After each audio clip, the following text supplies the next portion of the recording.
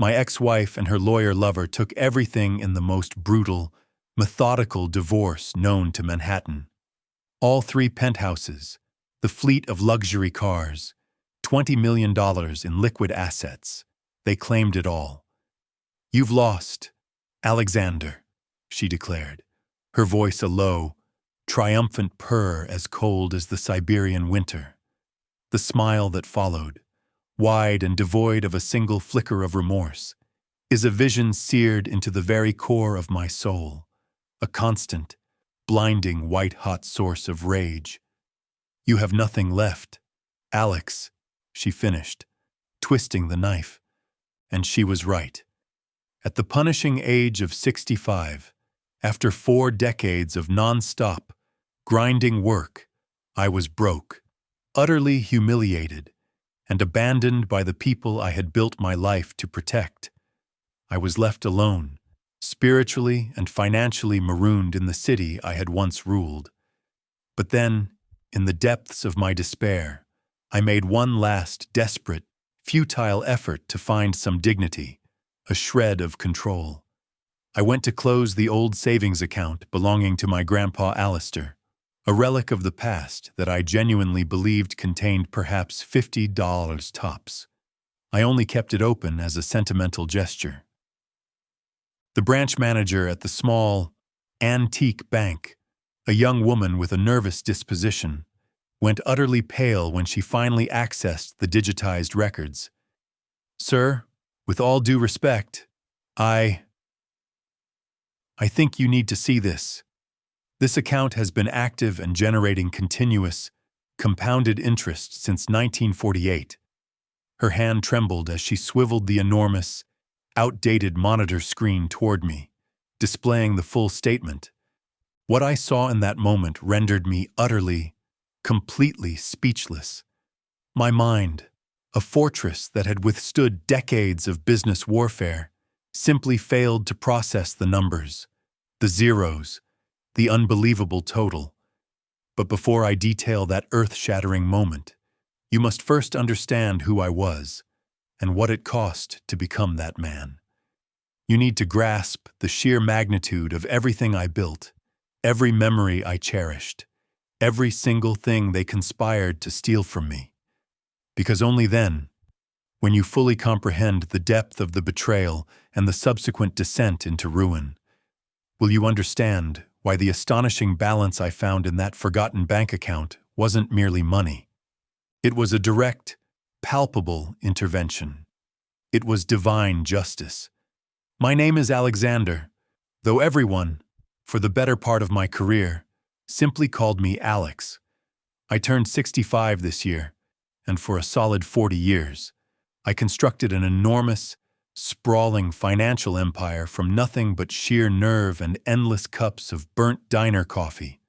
I started my career in the brutal early days of the tech bubble, selling enterprise software door to door in the relentless, unforgiving heat of the Manhattan summer, wearing a cheap, borrowed suit that felt like a sauna and dress shoes that were perpetually falling apart.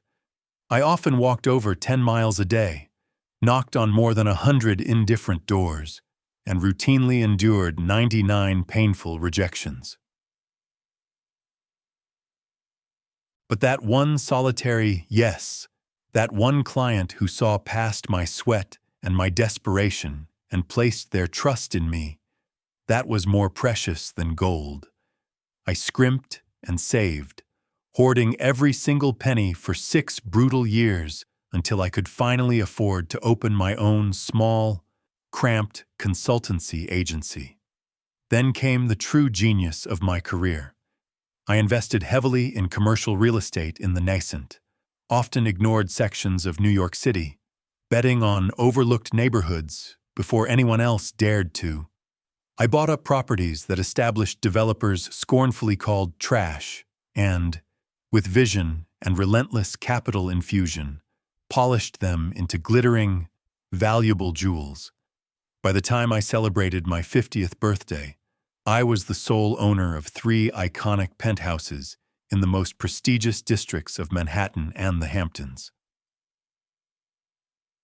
I drove a custom, midnight black Rolls-Royce Ghost that was so polished it reflected the city lights like a mirror, and I possessed more wealth in my checking account than my father, a humble construction foreman, had ever seen in his entire lifetime. But the source of my deepest, most profound pride was never the properties or the cars or the vast, impersonal sums of money. It was always, unequivocally, my family. Victoria and I married when I was 35. She was stunning, a mesmerizing woman with those rare, vibrant, sapphire blue eyes that seemed to possess the power to gaze right into your soul, and a laugh that had the power to illuminate the darkest, most crowded ballroom. We first met at a high-stakes corporate dinner. I was a nervous wreck, awkward and attempting desperately to impress a key potential client, when, in a moment of catastrophic clumsiness, I managed to spill a full glass of deep red wine all over the pristine white tablecloth. The entire table instantly fell silent, the air thick with embarrassment, but she didn't flinch. Instead, she let out a genuine, beautiful, heartfelt laugh, warm as summer, and said, "Finally, someone with the raw nerve to ruin something so tragically perfect." That night, a certainty settled over me that was stronger than any financial projection. I would marry her. We went on to have 2 children, the absolute lights of my life. Serena arrived first, inheriting her mother's dazzling eyes, but unfortunately, also my infamous, unyielding stubbornness. 3 years later, Julian was born, a quiet, intensely observant child, but blessed with a vast, open, and generous heart. I watched them grow up, took them to their preparatory schools, and was always present, front and center, for every single school event, every minor league baseball game, and every single advanced piano recital. I ensured they attended the most exclusive, top-tier Ivy League universities, and, most importantly, I made sure I taught them the unwavering value of backbreaking, honest work. I instilled in them the core principle that while money is undeniably important, integrity is 1,000 times more so, and non-negotiable. When Julian graduated with a coveted degree in financial analysis and Serena qualified as a sought-after architect, I wept openly with a sense of dizzying pride.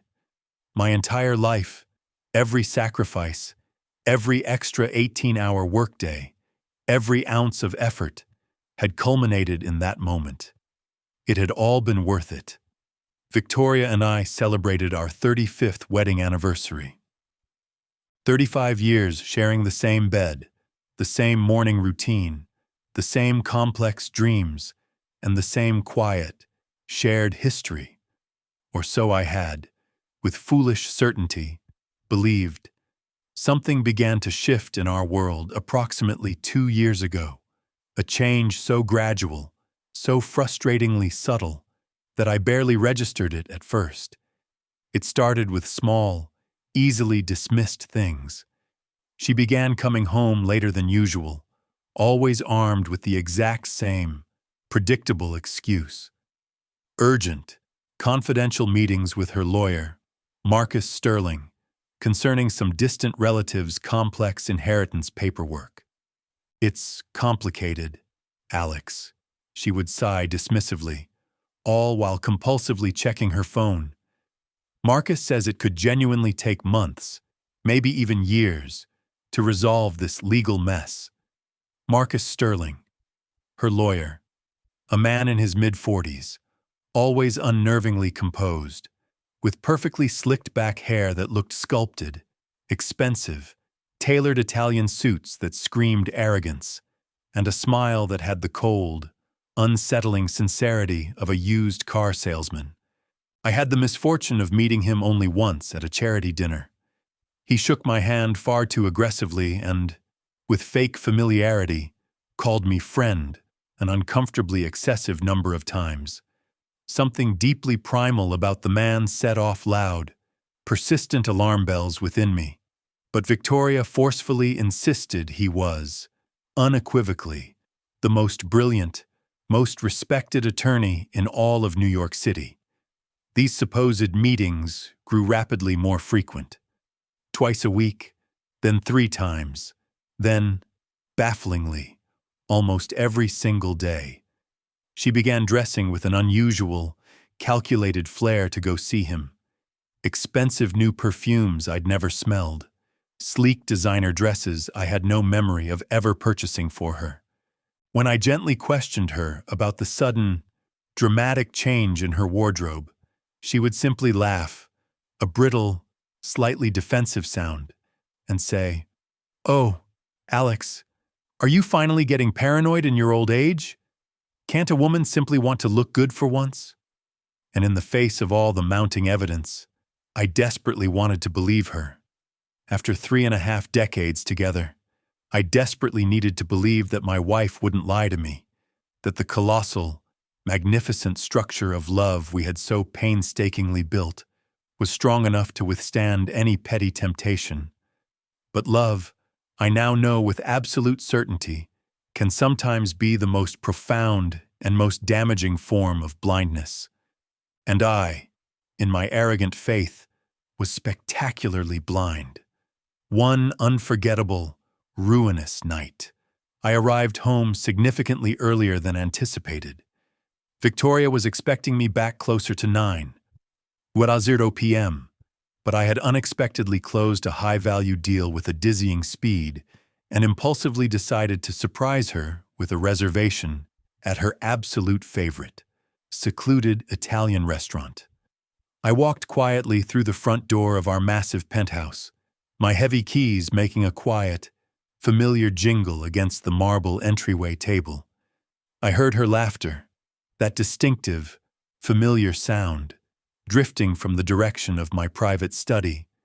It was a laugh I knew intimately, yet it sounded profoundly different now, more intimate, more complicit, almost predatory.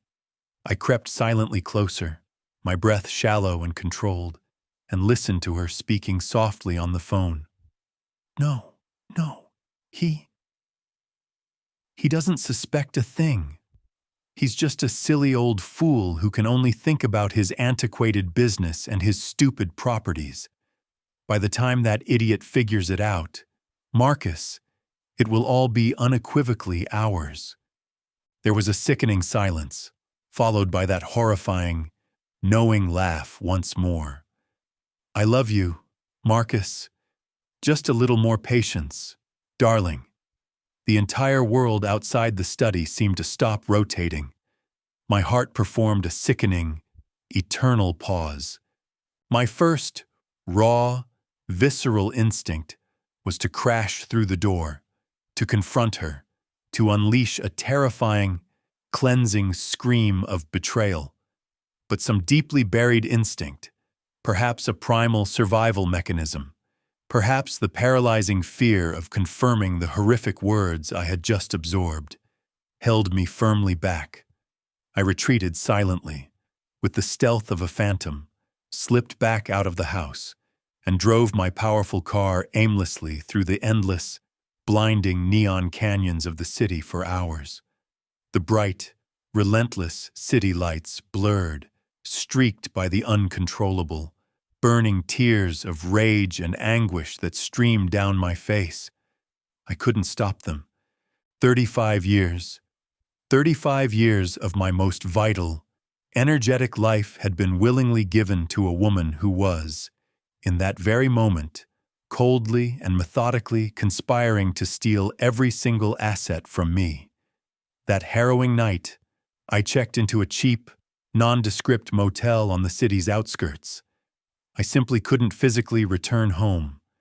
I couldn't bear to look her directly in those deceiving sapphire blue eyes, knowing the cancerous, ugly truth I now carried. The very next day, a shell of the man I was, I hired the most discreet, expensive private investigator I could find. The cost was exorbitant, a final, reckless expense, but I needed definitive proof. I needed to know the full, terrible timeline. How long this cruel masquerade had been running. How deep the corrosive betrayal had truly penetrated. The devastating results were delivered to me 3 weeks later, neatly compiled in a stark, impersonal binder. It contained damning, undeniable photos of Victoria and Marcus Sterling covertly entering high-end hotels together, meticulous records of phone calls that frequently spanned hours, and a chilling collection of detailed emails where they coldly planned every meticulous detail of my total financial ruin. Marcus, the supposed brilliant lawyer, had systematically identified and exploited every conceivable legal loophole, every technicality, every potential mechanism to meticulously frame me as the villain of our story. And Victoria, my wife, the mother of my children, had willingly assisted him, providing every intimate detail of our complex finances, our properties, and the most vulnerable aspects of my life. I finally confronted Victoria one icy Monday morning. I placed the stack of photographic evidence squarely on the immaculate breakfast table while she was calmly sipping her espresso. For one brief, terrifying second, her face went utterly pale. Then, the mask of vulnerability snapped back into place, replaced by a devastatingly cold, predatory smile I had never, ever witnessed before. "So, what exactly are you going to do, Alex?" she challenged, her voice dripping with insolence. "Divorce me? Go ahead. Marcus already has every document perfectly prepared."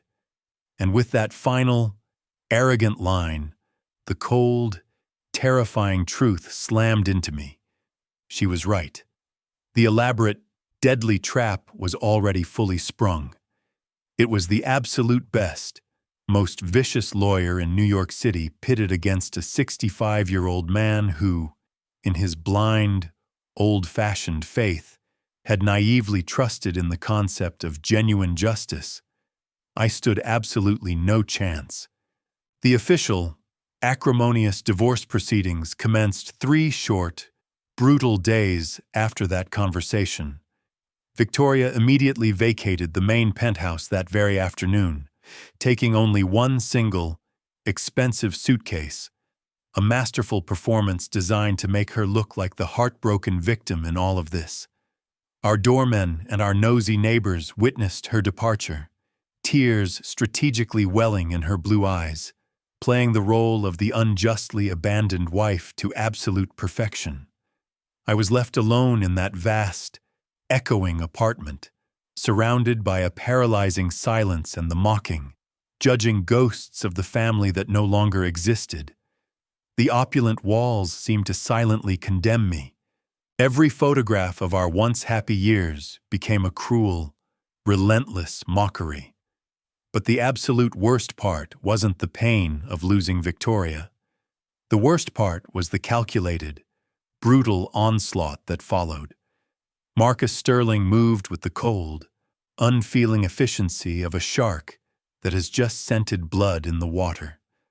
The official divorce petition reached my attorney's office 1 week later, and when I opened the thick folder, I simply couldn't believe the vile, fabricated narrative I was forced to read.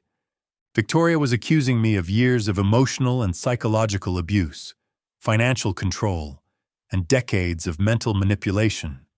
She vehemently claimed I had forced her to sign countless documents without reading them, constantly subjected her to subtle, chilling threats, and that she had lived for years in a state of paralyzing terror in her own home. Every single word was a perfectly constructed, venomous lie. Every single, meticulously crafted accusation was designed with the sole, destructive purpose of ruining me entirely. And the most sickening detail, they had procured witnesses. People I had genuinely believed were my loyal friends, former business associates, even the long-suffering housekeeper who had worked in my various homes for 15 years. All of them testified, with cold conviction, entirely in her favor, all of them lying with a chilling, rehearsed certainty that froze the blood in my veins. I hired the single best defense attorney my remaining credit could afford, a seasoned, old-school gentleman with 5 decades of experience who calmly assured me that the truth, no matter how obscured, always eventually surfaces. "Don't worry, Mr. Vance," he said, patting my shoulder with paternal confidence. "We have a mountain of evidence of your exceptional good character, your spotless, honest work. No judge, no matter how jaded, is going to believe a woman who is so obviously fabricating a story for financial gain." But what my good lawyer failed to comprehend was the depth of Marcus Sterling's cunning. Marcus wasn't interested in fair play or justice. He knew every treacherous twist and turn of the complex New York legal system. He had cultivated relationships with every influential judge, every sympathetic clerk in every courthouse. He knew precisely which emotional pressure points to target and when to execute his attacks. On the day of the first preliminary hearing, I arrived punctually, clad in a crisp, expensive tailored suit, clinging desperately to the fragile hope that the legal system would recognize the transparent truth. I watched Victoria enter the courtroom, hanging tightly onto Marcus's arm, dressed entirely in solemn black, wearing large, theatrical dark glasses, performing the role of the distraught widow. She looked devastatingly frail, utterly broken, perfectly vulnerable. I, in stark contrast, looked exactly as they had masterfully framed me to look: a wealthy, powerful, intimidating, cold man, the very archetype of the kind of man who could easily abuse his wife without anyone in high society ever suspecting a thing. The presiding judge was a stern, middle-aged woman with a famously severe gaze and an utterly impenetrable expression. She granted Victoria's side the first presentation. Marcus spoke for a grueling 40 minutes, painting me as a genuine monster, a domestic tyrant. He vividly described supposed nights of terror, relentless screaming, and constant, subtle threats. He fabricated stories of how I micromanaged every single dime Victoria spent, deliberately isolated her from her few remaining family members, and systematically made her feel worthless and insignificant. When my turn finally came, my lawyer presented our extensive counter-evidence: countless photographs of genuinely happy family vacations, testimonial affidavits from long-term, objective neighbors who confirmed they had never heard a single argument, and incontrovertible bank records demonstrating that Victoria possessed full, unmonitored access to all our joint accounts. But for every piece of truth we presented, Marcus had an immediate, perfectly crafted, insidious rebuttal. "The photographs are obviously staged, Your Honor. My client was only smiling in public because she was genuinely terrified of the consequences she would face at home. The neighbors never heard anything because the abuse, Your Honor, was purely psychological, not physical. And yes, she had access to the joint account, but only under the constant, suffocating supervision of her financially manipulative husband. Everything he said sounded utterly convincing, devastatingly professional, and flawlessly rehearsed. I watched, with mounting horror, as the judge's expression visibly shifted, a terrible certainty dawning. She was starting to believe him. The hearing ended without any resolution. The judge announced she required extensive time to review the mountain of fabricated evidence and would schedule a new date for a verdict. I left that courthouse feeling the cold marble floor literally tilting beneath my feet. My lawyer attempted to calm my panic, repeatedly insisting, "These highly contested matters take time. Alex, we must maintain our patience." But I knew, with a sick certainty in my stomach, that the game was rigged. I could feel the cold, calculated corruption in my bones. That night, sleep was an impossibility.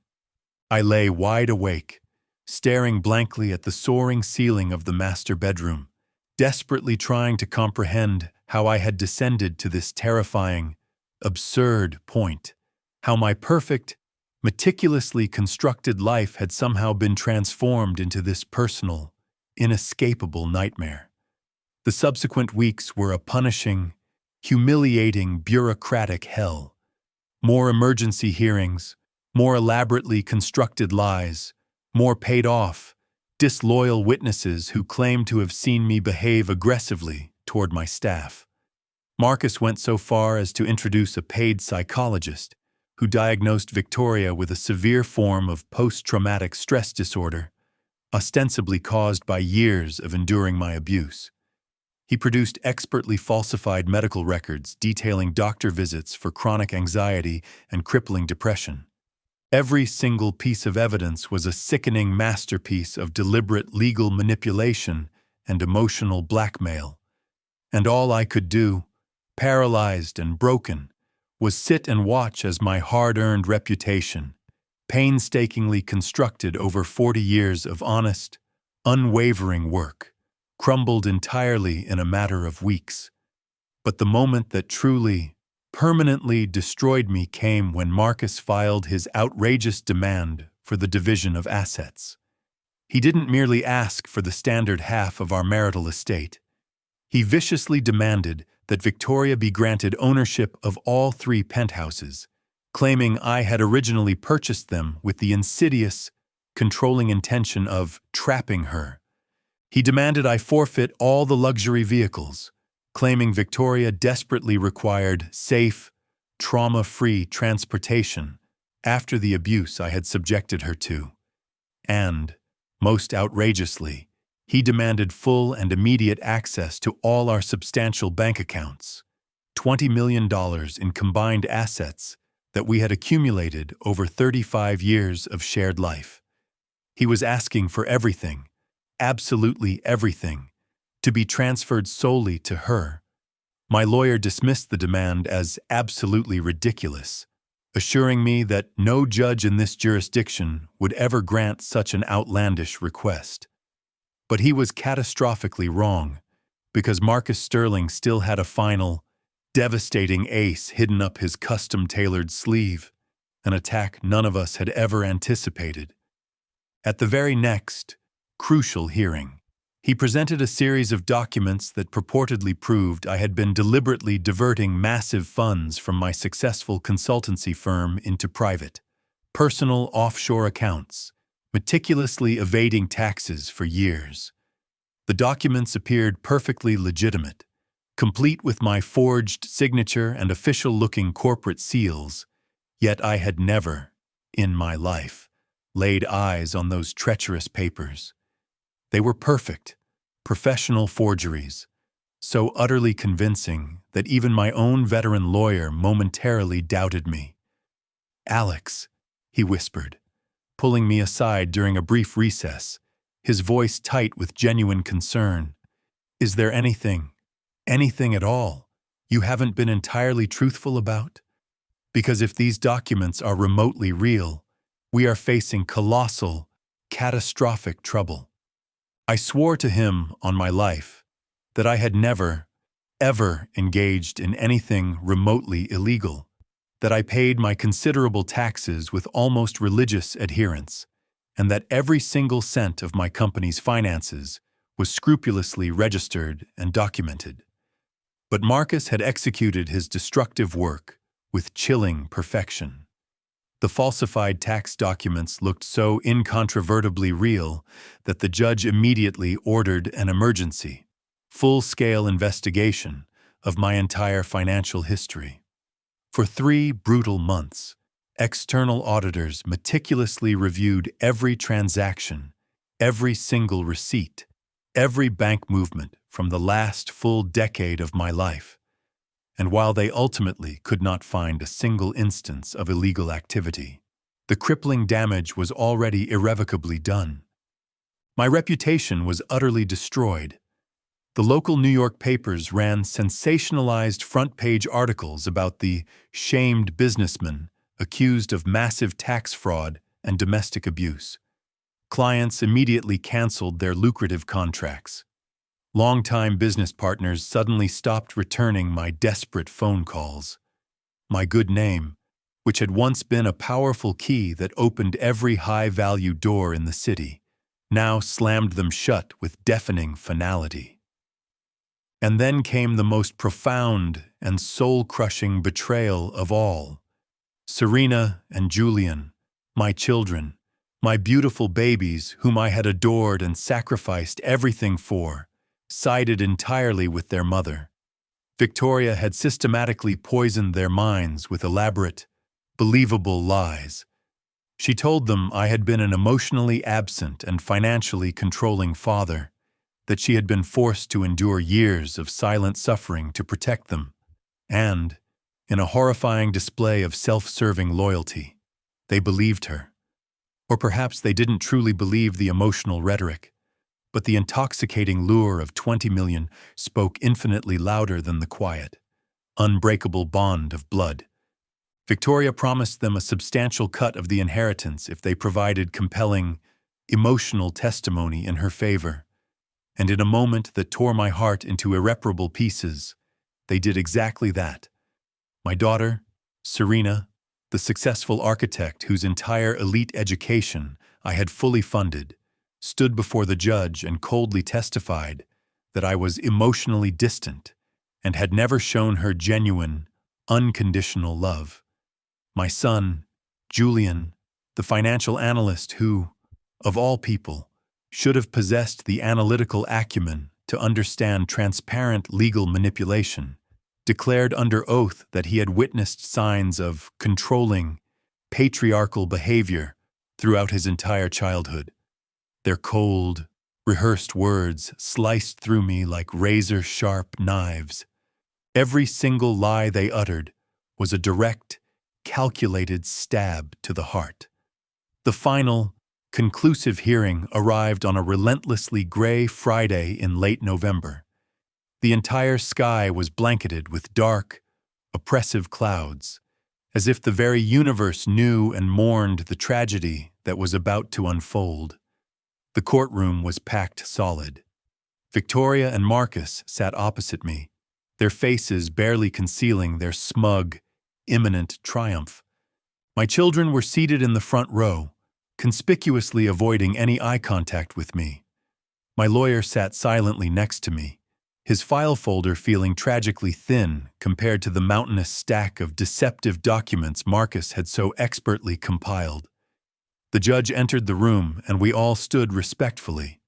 She sat down, opened her own folder, and began reading the final verdict in a dull, monotonous voice that betrayed absolutely no emotion whatsoever. After reviewing all the extensive evidence presented, this court determines that Ms. Victoria Vance is legally entitled to the entirety of the marital property due to proven emotional and financial abuse. My heart instantly stopped beating. All 3 residences, including the penthouse properties, will be transferred immediately to her sole name. I felt a sudden, crushing inability to draw breath. The vehicles, the bank accounts, and all accumulated assets, valued at approximately $20 million, will remain in her custody. My hands started to tremble violently, uncontrollably. Furthermore, the custody of the minor children. But Serena and Julian were adults. What in God's name was she talking about? Pardon? She corrected herself, a momentary flicker of annoyance crossing her severe face. I correct myself. This court strongly recommends that the adult children maintain a significant, respectful distance from the defendant until he has fully completed mandatory psychological treatment for his documented behavioral issues. The judge continued reading, but the words no longer registered in my consciousness, replaced by a constant, high-pitched ringing in my ears. My lawyer placed a sympathetic hand on my shoulder, but I violently shrugged it off. I didn't want or need comfort. I didn't want or need pity. I just wanted this absolute, devastating nightmare to finally, mercifully end. When the judge finished reading the final line, she struck her gavel against the polished wood of the table. The sound echoed through the silent room like a sudden gunshot. Court is adjourned. It was officially, unequivocally over. 40 years of grueling, honest work, of tremendous sacrifice, of building a respectable, upright life, all systematically erased in a single, callous instant by the signature of a judge who never once bothered to uncover the simple truth. I remained completely seated, paralyzed, as everyone around me stood. I watched Victoria saunter toward the courtroom exit on Marcus Sterling's arm. Just before crossing the heavy oak door, she deliberately turned, looking straight into my eyes across the long, empty room. And then she gave me the smile. It was not subtle, or nervous, or even fleeting. It was a wide, openly triumphant smile, filled with a terrifying, poisonous venom. Marcus leaned in close and whispered something private into her ear, and she let out a loud, mocking laugh. That sharp, hateful sound cut through the silence of the courtroom like a freshly sharpened knife. In that single, shattering moment, I knew with perfect clarity. This entire, elaborate scheme had never been about love, or emotional pain, or even self-preservation. It had been exclusively about the money from the very beginning. I had simply been a convenient, aging bank that she had been methodically emptying for years, simply waiting for the perfect, legally airtight moment to close the account permanently. My children followed them out without a single backward glance. Serena walked quickly, her head bowed, radiating a palpable shame that was nevertheless not enough to make her stop. Julian cast me one fleeting, quick glance, a look that may have been a quick flash of guilty conscience or perhaps simple, acute discomfort. But neither of them approached my chair. Neither of them uttered a single, solitary word. The cavernous room emptied in minutes, and I remained entirely alone, nailed to that hard, unforgiving wooden chair, utterly incapable of movement. My lawyer finally broke the silence. "Alex, I'm deeply sorry. We can still appeal this decision. We can—" I raised a hand, cutting him off completely. There was genuinely nothing left to be done. Marcus had won. Victoria had won. And I had lost absolutely everything. I left the courthouse feeling like a discarded ghost. The afternoon sun was shining brightly outside. People walked down the busy streets, laughing and talking on their phones, completely oblivious to the fact that my entire world had just been obliterated. I sat down heavily on a park bench directly across from the massive, imposing courthouse building and simply attempted to breathe. I inhaled the cold air, exhaled the stale air. I desperately tried to process the cataclysmic events that had just taken place, but my stunned brain completely refused to accept the reality. How was it humanly possible that in a single, brutal day, I had lost 3 penthouses, my entire life savings, my powerful cars, and even the respect and loyalty of my own grown children? How was it possible that 35 years of marriage could conclude with a woman so ruthlessly stealing absolutely everything from me, while the very legal system I had always believed in effectively applauded her predatory cunning? The subsequent days were a debilitating haze of lawyers, overwhelming legal paperwork, and deep, profound humiliation. I was forced to vacate the main Manhattan penthouse in less than 1 week. Victoria intended to move in immediately with Marcus, transforming my home, the sacred cradle of my family, into their new, arrogant love nest. I packed my remaining personal belongings into pathetic, cardboard boxes that smelled vaguely of dampness and regret. 40 years of an enormously full life were suddenly reduced to a mere 12 boxes. A few suits, a handful of books, and family photographs I couldn't bear to look at, but also couldn't bring myself to throw away. The rest, the priceless antique furniture, the custom artwork, the irreplaceable memories, all stayed. Everything was hers now. The day I finally left the penthouse for good, I did not look back. I simply couldn't. If I had turned to cast one final glance at that home, I truly believe I would have collapsed right there on the pristine marble driveway. I moved into a small, tiny, run-down apartment on the absolute cheap side of town, a cramped, one-bedroom space with paper-thin walls where I was forced to listen to the constant, loud arguments of the neighbors every single night. The bathroom was perpetually stained with mold in the corners, and the galley kitchen was so laughably small that barely one person could comfortably fit inside. But it was, tragically, the only thing I could afford, because it turns out that when you lose $20 million in a high-profile divorce, you simultaneously lose all access to credit, all potential for loans, and any kind of future financial help. Banks now looked at me with open suspicion, treating me as an unprecedented, toxic risk. "We're truly sorry, Mr. Vance," they would all say, the phrase always left intentionally unfinished. But the cold, clear message was always the same. I was a pariah. My lifelong friends, the very people I had shared countless dinners, business trips, and celebratory deals with, disappeared one by one with shocking speed.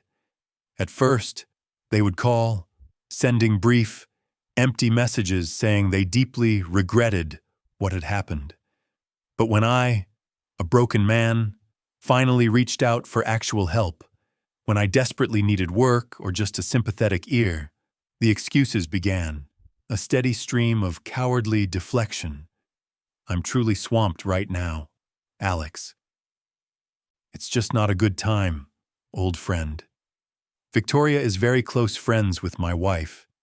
You must understand the incredibly awkward position this puts me in, right? In a mere 2 months, my extensive professional and personal contact list had been reduced to almost nothing. The people I had shared my entire life with simply erased me from their orbit, acting as if I had never even existed. That, I learned, is the cruel, unvarnished truth of how the elite world truly works when you fall from grace. No one, absolutely no one, wants to be associated with the loser, because the failure might be contagious. I tried calling my children, Serena and Julian, dozens of times a day. Serena never, ever answered. Her calls went straight to an impersonal voicemail box. I left messages at first, desperately pleading for her to just listen to her father, to grant me a single chance to explain my devastating side of the story. But after 20 unanswered messages, I finally, tragically, stopped trying. Julian answered once, and only once. His voice was cold, flat, and chillingly distant. "Dad, Mom told us absolutely everything. How you relentlessly manipulated her for years. How you cruelly made her believe she was worthless without you. I need time, a lot of time, to process this." I desperately told him it was all a fabrication, a monstrous lie, that his mother and Marcus had meticulously orchestrated the entire charade. He sighed heavily into the phone. "That's precisely what a manipulator would say, Dad," and then he immediately hung up. He never answered my subsequent, desperate calls again. The nights in that miserable apartment were the absolute worst. I would sit alone, listening to the wailing police sirens in the distance and the constant, shrill sounds of the neighbors fighting through the thin walls, desperately wondering how I had possibly ended up here. At 65 years old, after a lifetime of hard work and supposedly correct, prudent decisions, I was now utterly and completely alone. No family, no friends, no money, and worst of all, no purpose left to drive me. There were devastating nights when I genuinely considered simply giving up, ceasing the agonizing fight, accepting that this desolate fate was now my life, and that there was simply no conceivable way to change it. But something deep inside me, a final, flickering vestige of my ancient pride, or perhaps just simple, ingrained stubbornness, stubbornly refused to surrender entirely. I desperately searched for new work, but no one in my industry was willing to hire a 65-year-old man with a recent, high-profile legal scandal attached to his name. "You're terribly overqualified, Mr. Alexander Vance. We're specifically looking for someone younger and more dynamic. Your recent personal situation is complicated, shall we say. Translation: you're old, you're problematic, and you're a colossal financial risk. I was forced to take on humiliating odd jobs, minor, unskilled repairs for neighborhood shopkeepers, heavy furniture moving for strangers. I once spent an entire, punishing weekend painting a tiny apartment for a paltry $200. I, the man who had effortlessly managed multi-million-dollar corporate contracts, was now earning pennies doing backbreaking, unskilled manual labor that left my back and knees screaming in pain. But I needed to eat. I needed to pay the meager rent for the moldy hole I now reluctantly called home. One afternoon, 3 months after the final, devastating divorce decree, I was walking through the financial district when I suddenly saw Victoria and Marcus. They were emerging from a ridiculously expensive French restaurant, the exact kind of place where Victoria and I used to celebrate our anniversaries. She was wearing a stunning, new emerald green dress I had never seen before. Expensive diamond jewelry glittered ostentatiously in the cold sunlight. Marcus held her tightly by the waist, possessive and arrogantly proud. They looked radiatingly happy, undeniably radiant, living a perfect, opulent life with my money, inside my houses, driving my cars. I instinctively ducked and flattened myself behind a thick concrete pillar so they wouldn't see me. Not out of fear, but because I simply could not bear the thought of them seeing me in this broken, destroyed, unequivocally defeated state. That devastating night, I finally, truly hit rock bottom. I sank onto the thin, stained carpeted floor of my miserable apartment, surrounded by a depressing sea of unpaid bills, and I cried. I cried with a pure, agonizing intensity I had not experienced since I was a small child. Tears of blinding rage, tears of complete powerlessness, and tears of pure, unadulterated despair. Why? Why had I worked so relentlessly hard, only to end up like this, alone, ruined, and defeated, while the very people who so viciously betrayed me were openly enjoying the rich, luxurious fruits of my exhausting labor? It simply wasn't fair.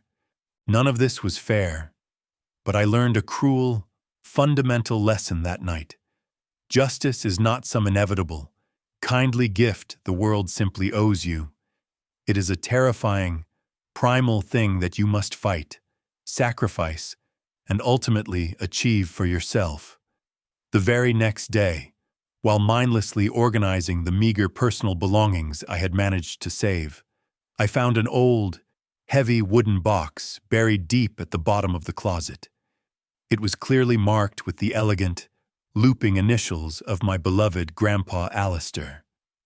He had passed away when I was barely 20 years old, but just before he left, he had quietly given me a few small, sentimental items: ancient, yellowed paper documents, faded, brittle photographs, and a thin, worn leather notebook where he recorded his deepest, quietest thoughts. I opened the box for the very first time in decades.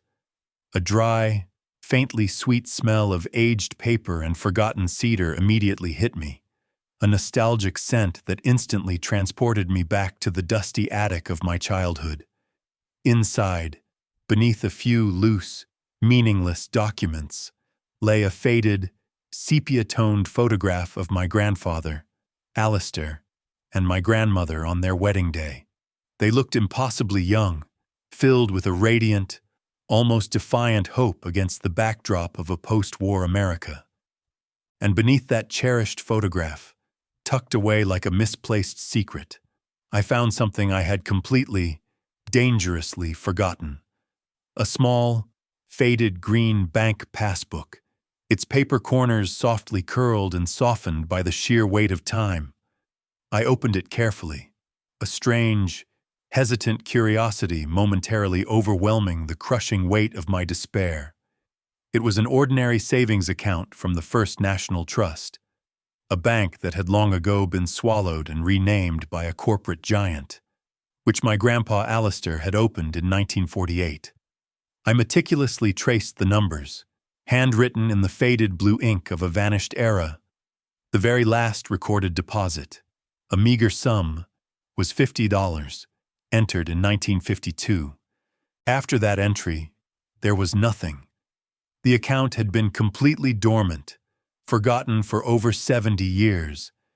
My pragmatic, financial analyst mind instantly dismissed it.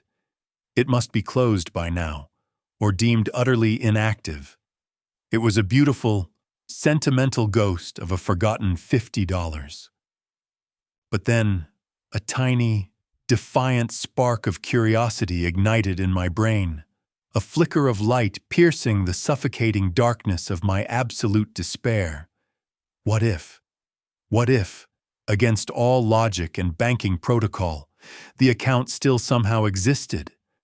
What if there was some small balance left, even if it was just that insignificant $50?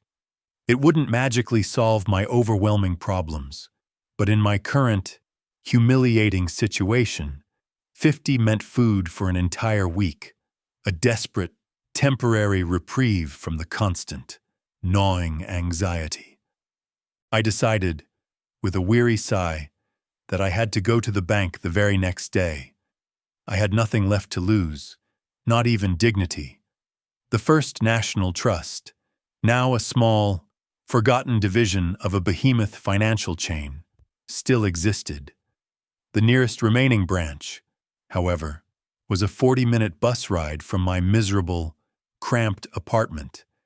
I put on my only remaining suit, the same one, now crumpled, faded, and tragically sporting a small coffee stain I could never quite remove.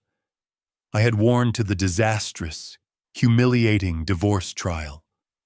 I carefully tucked the precious, fragile passbook into my inner jacket pocket and left early the following morning, before the city had fully woken.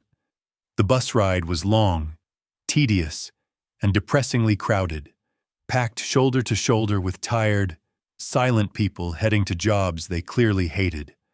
I arrived at the enormous, modern bank building at exactly 9:00 a.m.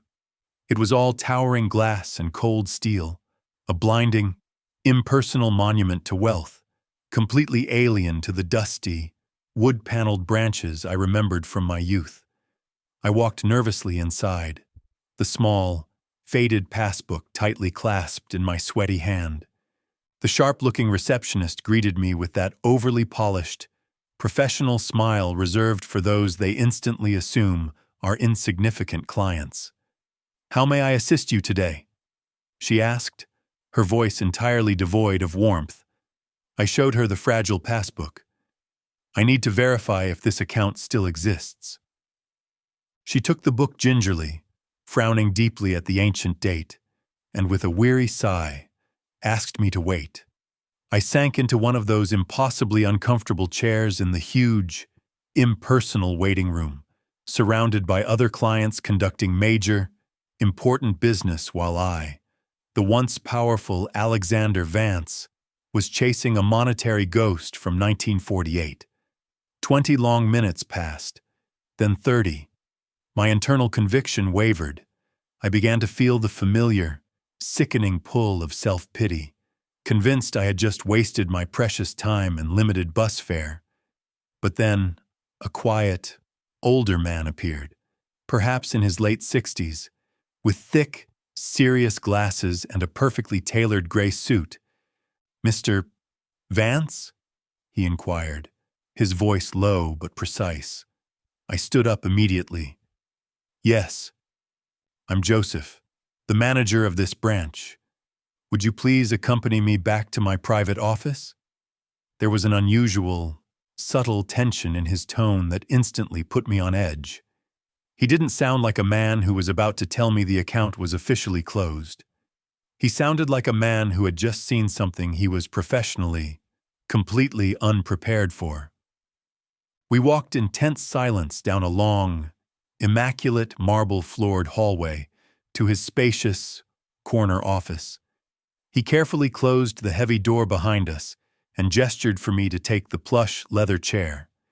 He then sat down at his enormous desk, facing his computer, and began typing with quick, focused intensity.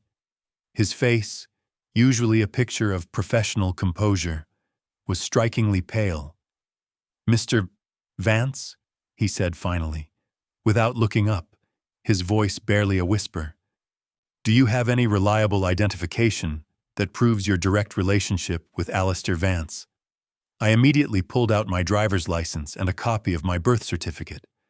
My last name was Vance, and Alexander had been my paternal grandfather. Joseph meticulously checked my documents, verified the familial link, and then slowly looked back at the glaring screen. He took a long, shaky breath, the sound loud in the quiet room. "Sir, this account not only exists, it is legally active and has been continuously generating compound interest, uninterruptedly, since the year 1948. My verification systems are absolutely sure." The entire world outside the cold office instantly stopped. "What?" My voice, dry and thin with disbelief, came out as a bare, shaky whisper. Joseph, his hands trembling slightly, slowly swiveled the gigantic monitor screen directly toward me. And then, through the glare, I saw it, the account balance. My eyes frantically scanned the column of numbers once, twice, 3 times, my brain refusing to process the sheer, staggering magnitude of the figure. It was a digital image, yet it felt utterly surreal, a perfect, sophisticated hallucination. 127, 532, 987, 11. I instantly felt the entire office begin to violently spin around me. The air vanished from my lungs. I desperately grabbed the arms of the chair, convinced I was about to pass out. That simply cannot be right. My voice was a desperate, panicked plea. Joseph nodded slowly, his expression a mixture of awe and professional terror. "I verified it 3 separate times. Sir, your grandfather deposited 50 in 1948. The account was never touched, never reported as dormant, and never closed. It has been silently accumulating interest, year after year, for 77 years. Due to the bank's original, incredibly favorable interest rate policy and various policy changes over the subsequent decades, the amount has grown exponentially, surpassing all normal expectations." I was literally speechless. I couldn't speak. I couldn't form a single coherent thought. $127 million, an entire fortune, concealed in a forgotten account, a flimsy piece of faded green paper that had been lying in an old wooden box for all those miserable decades, while I, the ambitious, arrogant Alex Vance, struggled and worked myself to the bone, ruthlessly building an empire from a desperate scratch. And all that time, this unimaginable, silent fortune had been patiently waiting for me, waiting for the exact moment of my most humiliating, total defeat. There is something else, Vance, Joseph said, his voice calmer now, breaking the spell of the silence. He rose from his desk and walked to an antique, ornate filing cabinet tucked away in the corner of his modern office, a true relic. He carefully pulled out a yellowed, oversized manila folder and extracted a small, sealed envelope from inside it. This was originally attached to the account records. Specific, notarized instructions from your grandfather, Alistair. It was to be personally given to the sole beneficiary when they formally accessed the account for the very first time. I took the envelope from him with violently trembling hands. It was sealed with old, brittle red wax, the kind no one uses anymore, embossed with a cryptic family crest I dimly recalled. My name, Alexander Vance, was written prominently on the front in my grandfather's elegant, looping handwriting. Beneath the name, a final, poignant inscription. To be opened when you need it most. I slowly, reverently broke the seal. Inside was a letter, penned on thick, fine paper. The letters written in rich fountain pen ink that had faded to sepia, but was still heartbreakingly legible. I began to read the familiar words, and the hot, painful tears, finally, uncontrollably, began to fall before I could even attempt to stop them. My dearest Alexander, if you are currently reading this letter, it means, unequivocally, that you have successfully found the quiet thing I left for you. And if you found it, it means you have been broken and you are desperately in need. I want you to know, my boy, that I know the crushing weight of that feeling. I know exactly what it is like to be ruthlessly betrayed by those you blindly trusted. It happened to me, you know, with my most trusted business partner back in the dark year of 1945. He took absolutely everything from me, my business, my entire life savings. He even maliciously tried to take your grandmother, my beloved Clara. The profound, suffocating pain of that betrayal nearly destroyed me entirely, leaving me a mere husk of the man I was. But I learned something essential, something that guided the rest of my quiet life. Bad, greedy men can take everything they can see, but they can never, ever take what they do not know exists. The letter continued, the ink seeming to pulse with his long, dead wisdom. I opened this silent account in total secrecy in 1948 with the last, desperate $50 I had left in the entire world. It was truly all I had left, but I didn't open it for myself. I opened it for you, for the future grandson who hadn't even been born yet, but whom I knew, with a certainty that defied time, would one day come into this world. I knew that the tireless engines of time and interest would quietly, relentlessly do their powerful work. I knew, with the conviction of a prophet, that one day, at the precise moment you needed it most, this account would be here, waiting patiently for your discovery. Because true wealth is not the showy, ostentatious nonsense you parade before the world for admiration. It is the quiet, invisible thing you meticulously guard in silence for the inevitable dark, terrifying times. Alexander, if you are reading this in a moment of acute pain and devastating loss, I want you to internalize this truth. Betrayal only hurts us because we possess the profound capacity to love deeply. But that very same, intense love that renders us emotionally vulnerable is also the very force that ultimately makes us shatteringly strong. Do not, my son, ever allow bitterness to consume you entirely. Use this massive wealth not to seek cheap, fleeting revenge, but to meticulously rebuild yourself into something new and stronger. Use the searing pain you feel as potent, necessary fuel, never as self-destructive poison. And always, always remember this. The ones who betrayed you have already permanently lost, long before they are ever punished. because they lost a man of honor and integrity. And that, Alexander, that is a precious, non-negotiable asset no amount of money, stolen or otherwise, can ever buy back. The letter ended with a final line that completely broke me, bringing fresh, stinging tears to my eyes. Be the man I know you can be. Be the man I could no longer be. I loved you even before I met you. Your grandfather, Alistair. I slowly folded the letter, pressing the frail, yellowed paper tightly against my chest, openly sobbing in the manager's luxurious, cold office. Joseph had the incredible decency and professionalism to quietly turn away, granting me a desperately needed moment of privacy during my overwhelming emotional breakdown.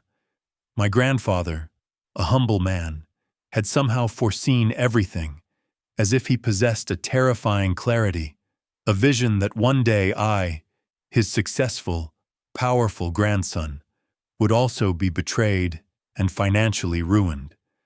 It was as if he had seen the future with perfect clarity and quietly left this enormous, indestructible lifeboat waiting patiently for me at the exact moment I would have drowned.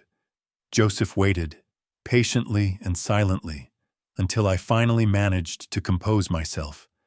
He offered me a fresh, thick tissue and a glass of cold water. "Mr. Vance," he said finally, his voice calm and professional once more, "we will immediately need to process a complex array of documents to legally transfer these substantial funds to a readily active account in your name. For an amount of this staggering size, the entire process may realistically take a few weeks.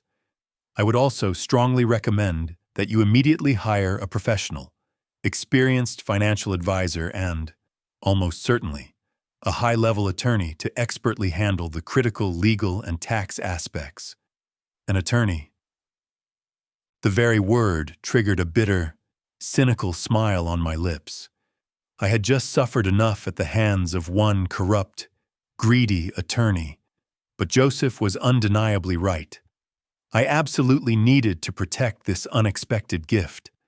I needed to ensure that no one, especially Victoria and that despicable snake Marcus Sterling, could ever touch a single cent of this new, divine fortune. "Is there any conceivable way to keep this entirely confidential?" I asked, my voice low and urgent. Joseph nodded immediately. "Absolutely. Banking privacy laws for this tier of account are exceptionally strict. No one will ever know about this specific historical account unless you personally choose to reveal it, and I would strongly advise you not to do so until you have secured all the necessary legal protection and structure." That was precisely the assurance I desperately needed to hear, because in that very moment, holding my grandfather's sacred letter and staring at the bank statement that had fundamentally changed my entire life, I understood a chilling, fundamental truth. This was not merely a second chance at life. It was a golden, unexpected opportunity to finally serve the pure, righteous, surgical justice my betrayed heart so violently craved. I left the bank 3 long hours later, carrying an unassuming folder full of complex documents and a colossal secret that felt heavier than any single fortune. $127 million. The figure spun relentlessly in my head like an unstoppable whirlwind. I walked the busy Manhattan streets aimlessly, in a daze, desperately trying to integrate what had just happened into my shattered reality. People passed me by, laughing and rushing, completely unaware that the tired, old man in the wrinkled suit walking invisibly among them had just become a spectacular multi-millionaire. It was utterly surreal. Just 24 hours earlier, I had been obsessively figuring out how I would manage to pay the next month's miserable rent. Now, I possessed more money than I could possibly spend in several lifetimes. But something essential inside me had permanently shifted. I felt no instant, cheap euphoria.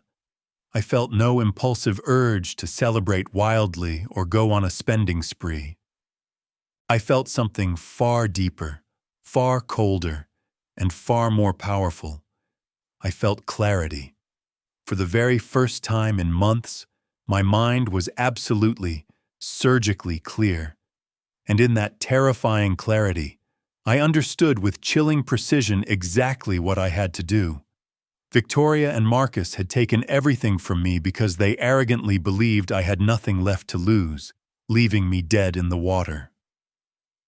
They were catastrophically wrong, and now I was going to systematically show them, with cold, meticulous precision, just how painfully expensive it is to underestimate a destroyed man who hits rock bottom and finds a vein of gold instead of final darkness.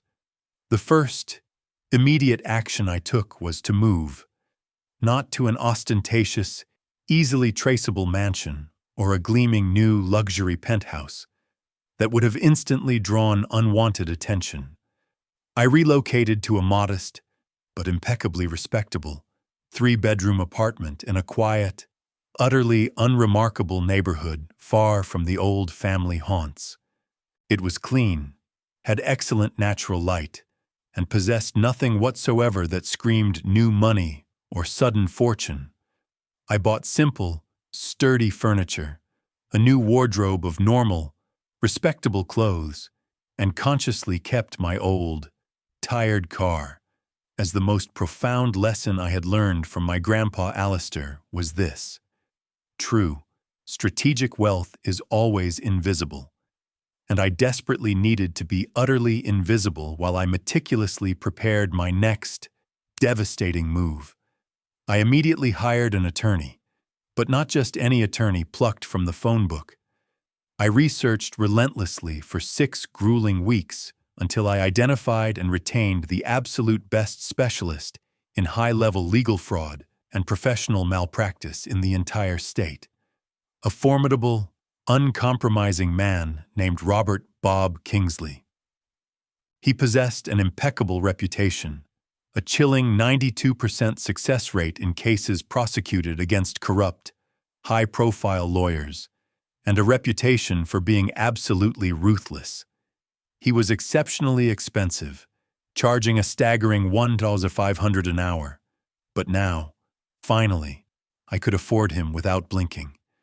We met in his private office, a cool, sober space with intimidating walls completely covered in degrees and prestigious legal awards. I recounted my entire, painful story to him, every single detail of the fraudulent divorce, every calculated lie, every single falsified document. Robert listened in total silence, occasionally making quick, precise notes. When I finally finished the exhausting narrative, he slowly leaned back in his leather chair and looked at me with an intense, unblinking expression. "Mr. Vance, what you are describing to me is not just divorce malpractice. It is a clear, textbook case of calculated legal fraud and criminal manipulation of the judicial process. If we can successfully prove that the attorney, Marcus Sterling, systematically falsified documents and ruthlessly manipulated the court, not only could we easily reverse the entire divorce verdict, but he would face certain, catastrophic criminal charges." I nodded slowly. "That, Robert, is precisely what I want.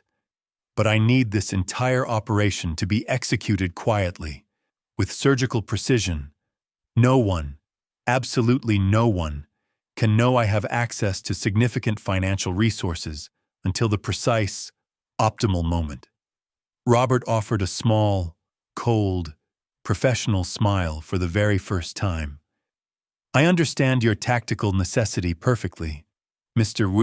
Vance, and as it happens, I have a few specific contacts within the investigative community who specialize in such discreet work." Over the course of the next few weeks, Robert set in motion a silent, relentless legal and investigative machine. He immediately retained a top-tier private investigator, a former federal agent, someone who possessed the chilling skill set to acquire sensitive information without leaving the faintest legal trace. The investigator began a meticulous, exhaustive, round-the-clock surveillance of Marcus Sterling, thoroughly reviewing his entire case history and covertly interviewing former clients and disgruntled legal partners. And what the investigator uncovered was even better, more damning than I had dared to anticipate.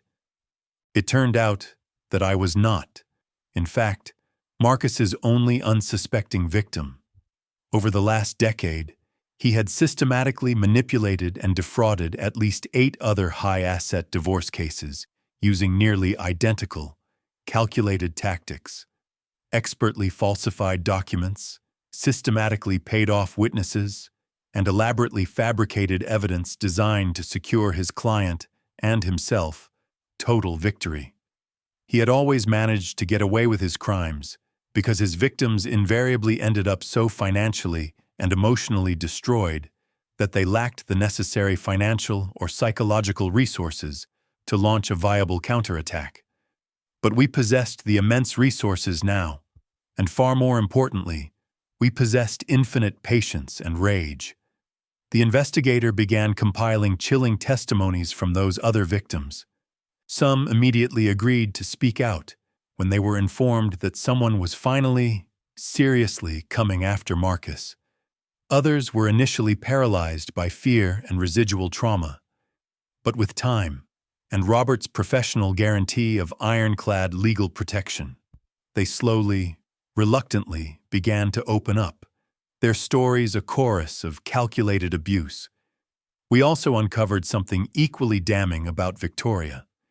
It turned out that she and Marcus had been meticulously planning my financial and emotional destruction for more than 3 years, not 2. Emails, detailed text messages, extensive call records. Everything had been painstakingly saved on personal servers they arrogantly believed no one would ever think to check. The investigator was indeed highly skilled at his job. He successfully gained secure, yet legally questionable, access to digital records that revealed suspicious money transfers, secret hotel meetings, and even damning photographs of them together dating back long before I had ever suspected a thing. The combined, irrefutable evidence was truly overwhelming, but Robert urgently advised me to wait. We must construct an absolutely airtight, impenetrable case. Alex, if we move even a day too fast, Marcus will successfully destroy the evidence or manage to flee the country. We need every single piece in its final, precise place before we launch the final, devastating strike. So, with a white-hot core of suppressed rage, I waited, and while I waited in the shadows, I did something else entirely, something unexpected. I began to quietly, methodically rebuild my relationship with my 2 estranged children, but not in the obvious, predictable, self-serving way. I didn't call them, begging for immediate forgiveness or pathetically attempting to buy their affection with gifts. Instead, I hired a different, separate investigator to meticulously find out what was genuinely happening in their now turbulent lives. I discovered that Serena was quietly suffering major professional issues. A powerful superior was relentlessly harassing her, and she was terrified of handling the situation for fear of completely risking her promising career.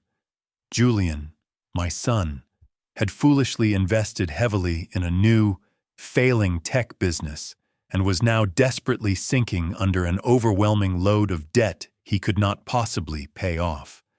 Victoria, predictably, was entirely absent from their crises, far too busy carelessly spending my money with Marcus to notice their pain.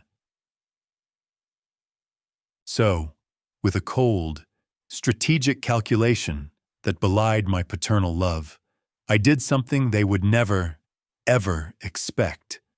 I helped my children anonymously, operating through layers of legal intermediaries, shell companies, and trusted third-party contacts.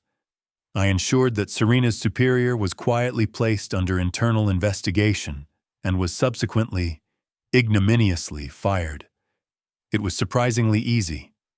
The man possessed a documented history of harassment that the company had long ignored. He just needed a powerful, invisible hand to bring it to the uncompromising light of day. For Julian, the solution was far more complex. His business genuinely required a massive, immediate capital injection to survive the inevitable collapse. So, I established a secure shell company and offered him precisely that: a life-saving, non-negotiable venture capital investment. He never once suspected that the silent, immensely wealthy investor who single-handedly saved his new business was his very own, estranged father. The investigator kept me meticulously informed of their emotional reactions. Serena was profoundly relieved, yet deeply confused by her sudden, inexplicable good fortune. Julian was immensely grateful, but deeply suspicious as to why an anonymous, major investor would risk capital on his fledgling company. Crucially, neither of them ever connected the dots back to my ghost-like existence. 6 months passed. 6 months of living quietly, deliberately in the shadows, meticulously building my case piece by undeniable piece, unilaterally helping my children without their knowledge or appreciation. And during that long, cold period, I silently watched Victoria and Marcus arrogantly celebrate their ill-gotten victory. They permanently moved into my largest, most beautiful penthouse, the one with the spectacular, panoramic ocean view. They hosted lavish, ostentatious parties, took excessive, expensive trips to Europe, and proudly posted endless photographs on social media, showcasing their perfect, manufactured life of stolen luxury. And every single, infuriating photo, every single false, arrogant smile, every single display of stolen wealth only served to harden and strengthen my icy resolve. Finally, Robert called me urgently to his office. "We are ready, Alex," he announced, a controlled smile spreading across his face that told me the news was good, final. He spread a thick, daunting folder across his massive desk. "We possess more than enough evidence to criminally prosecute Marcus Sterling for mass fraud, systematic falsification of documents, and professional legal malpractice in 8 separate, high-profile cases, including yours. We also have irrefutable proof that Victoria was an active, willing accomplice in your specific case, which makes her legally vulnerable to major criminal charges as well." I opened the heavy folder. Inside were hundreds of pages, detailed emails where Marcus and Victoria planned every single, minute detail of my destruction, sworn testimonies from witnesses finally admitting they had been paid handsomely to lie under oath, forensic analyses of the documents Marcus had presented as irrefutable evidence, clearly showing the signatures had been expertly forged. "What is the precise next step?" I asked, my voice calm, controlled. Robert leaned back in his chair, the picture of professional confidence. "We immediately present all of this evidence to the district attorney's office. With this undeniable amount of evidence, they will have no choice but to issue immediate arrest warrants. Simultaneously, we will file an emergency motion to annul your divorce verdict based on proven procedural fraud.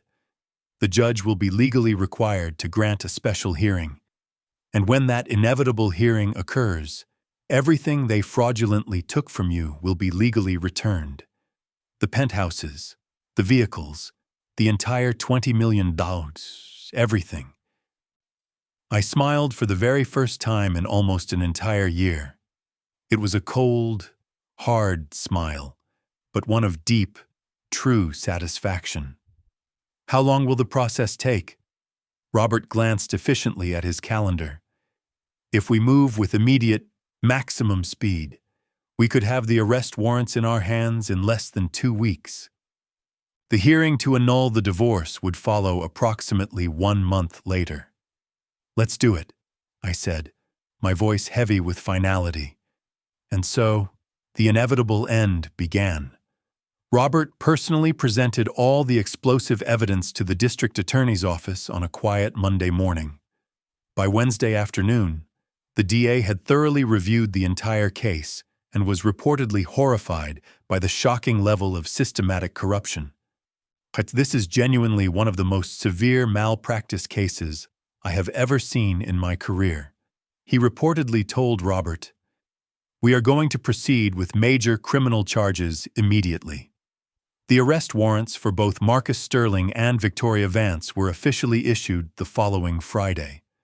But Robert and I made the tactical decision to wait for the absolutely perfect moment to execute them. Victoria and Marcus were planning a colossal party that very night, a lavish, arrogant celebration of their first official anniversary as a couple. They had invited over 100 of the city's elite, high society guests. Everyone would be mindlessly drinking expensive champagne, eating gourmet food, and celebrating their transactional love while dancing merrily on the financial ruins of my former life. The night of the party finally arrived with a crystal-clear sky and bright, cold stars. I was, predictably, not invited, but I had eyes everywhere. The investigator had discreetly placed reliable contacts among the catering staff. He sent me text updates every single hour. Victoria wore a striking, floor-length white dress, a grotesque irony considering the circumstances. Marcus looked sickeningly smug in a perfectly tailored tuxedo, smiling like the metaphorical cat who had swallowed the diamond-encrusted canary. The unsuspecting guests arrived in a seemingly endless stream of luxury cars, all completely oblivious to the fact that they were celebrating in a penthouse built entirely on systematic lies and forged documents. At exactly 9:00 p.m. that night, when the party was reaching its arrogant peak, when the expensive champagne was flowing freely and the pulsating music filled the massive space, 3 unmarked black cars simultaneously stopped directly in front of the entrance. Federal agents and local police officers, armed with warrants, rapidly emerged. The investigator called me on my secure line at that precise moment. "They are going in now. Alex!" I could faintly hear the pulsating background music, the sudden, sharp sound of laughter, and then a terrifying, absolute silence. "Marcus Sterling is under arrest for mass fraud, falsification of documents, and conspiracy." A federal agent's voice, clear and professionally loud, cut through the silence. "Victoria Vance is under arrest for complicity in fraud and conspiracy to commit procedural fraud." The investigator described the chaotic scene to me in vivid detail. Victoria had dropped her champagne glass. The crystal shattered loudly against the marble floor, the sharp sound slicing the silence like a knife. Marcus desperately attempted to negotiate, using his polished lawyer's voice, trying to loudly intimidate the officers with empty legal threats. But the court orders were final, and the evidence was irrefutable. They were both publicly handcuffed in front of 100 witnesses, their high society guests now frantically pulling out their phones, recording every humiliating second. By the following morning, the video would be viral across every social media platform. The public humiliation was total, final, and perfectly executed. "How is Victoria?" I finally asked, a strange, choked sound in my throat. I needed to know. The investigator paused for a single beat. "She is crying uncontrollably. She is hysterically asking for her children, saying this is a catastrophic mistake, that someone is framing them both." I slowly closed my eyes. A tiny, insignificant part of me, the ghost of the man who had unconditionally loved her for 35 years, felt a momentary flash of something akin to pity, a brief, fleeting impulse of forgiveness. But that impulse was immediately crushed. The rest of me felt only the cold, hard satisfaction of justice finally served. "Thank you for the detailed report," I said quietly, and hung up the phone. I sat alone in my modest apartment that night with a hot cup of tea in my hands, reflecting calmly on the events that had just unfolded. I felt no explosive, arrogant triumph. I felt no overflowing, giddy joy.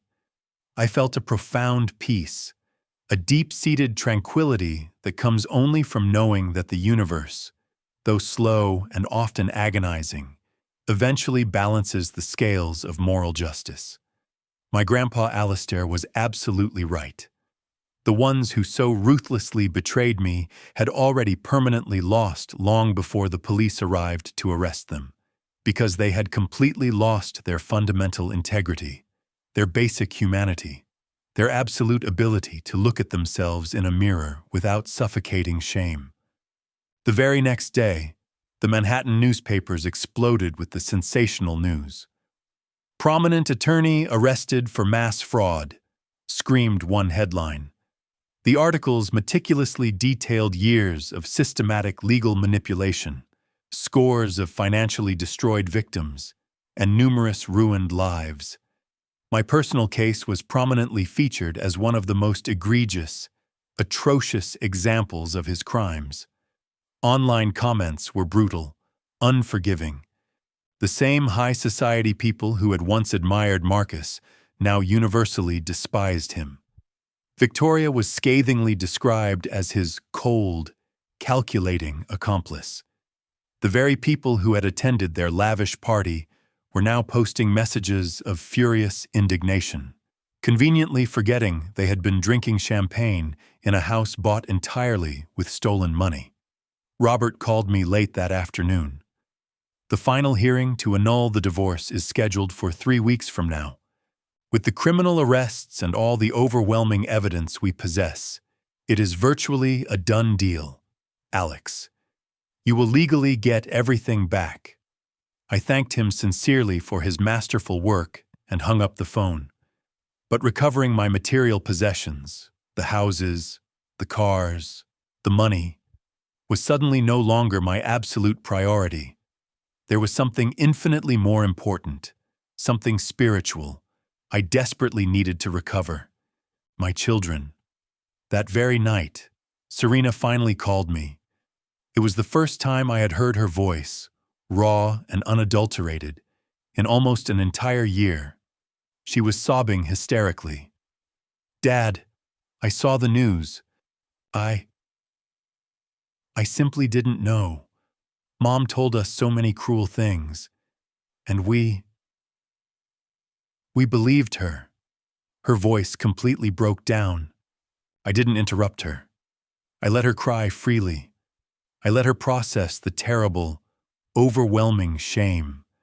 I let her feel the full, crushing weight of what she and Julian had done. When she finally managed to calm herself slightly, I spoke, my voice low and incredibly soft, infused with a profound, aching forgiveness. "Serena, listen to me. Your mother manipulated you, my love, just like she so skillfully manipulated me. I do not blame you for believing her. You were her children, and children naturally want to believe their parents. I would have done the exact same thing in your place." She sobbed even louder now. "We were so cruel to you, Dad. We turned our backs on you when you desperately needed us most. How can you possibly forgive us?" I closed my eyes, the tears now returning to mine. "Because I love you, Serena, and real, genuine love forgives even when it hurts the most." I paused, letting the silence hang heavy. "But I need you to understand something crucial. Forgiveness does not mean everything instantly goes back to the way it was before. The past is broken. We will have to slowly, patiently rebuild our relationship entirely from a new foundation. from scratch, and that, my sweet daughter, will take time and commitment. Julian called me exactly 1 hour later. His tone was drastically different from Serena's. There was a palpable, deep shame in his voice, but also something new, something that sounded like genuine, nascent respect. Dad, the investor who saved my failing business. The one who wrote the large check. That was you, wasn't it? I didn't answer the direct question. Does it truly matter who it was? Julian? He paused for an eternity on the line. Yes, Dad. It matters profoundly. Because it means that even when we both violently turned our backs on you, when we abandoned you at your absolute worst moment, you still kept quietly taking care of us. Not because you expected anything in return, not because you wanted something from us, but because that is precisely what real, unconditional fathers do. His voice broke completely. I'm so profoundly sorry, Dad. God, I am so incredibly sorry for what we did. I told them both that we would see each other soon, that we would talk about everything, calmly and honestly, but that I needed personal time now to process my own healing and the finality of the events. They understood, or at least, they politely said they understood. Time, I knew, would be the final, ultimate test of their sincerity. The final hearing to officially annul the divorce arrived with a sudden speed I hadn't expected. The courtroom was the exact same, familiar space where I had lost absolutely everything only a year prior. But this time, I was an entirely different man. I walked in with my head held high, wearing a crisp, new, well-pressed suit, with Robert Kingsley confidently at my side, carrying 3 thick, imposing folders of irrefutable evidence. The judge presiding over the matter was new, an older woman with a famously wise, meticulous gaze who reviewed the complex case with painstaking care. Victoria and Marcus were conspicuously absent. They were still sitting in jail, awaiting their criminal trial. Their defense attorneys looked utterly defeated before the hearing even officially began. They knew, as we did, that they possessed no viable legal case. Robert systematically presented all the overwhelming evidence. The falsified documents paired with the damning forensic analyses, the chilling testimonies of witnesses who confessed they had been paid to lie, the internal emails detailing Victoria and Marcus's conspiracy, and the sworn testimony of Marcus's previous victims who detailed his identical, criminal tactics. The judge listened to everything in silence, her expression growing sterner and more resolute with each damning piece of evidence presented. When Robert finished his presentation, resting his final folder on the defense table with a controlled thud, the judge slowly removed her glasses and looked directly at us, her gaze piercing and unwavering. In my 30 years as a sitting judge, I have rarely, if ever, seen a case of procedural fraud so blatant, so calculated, and so morally repulsive. What was systematically done to Mr. Elijah Hawthorne was not merely an unfair divorce settlement.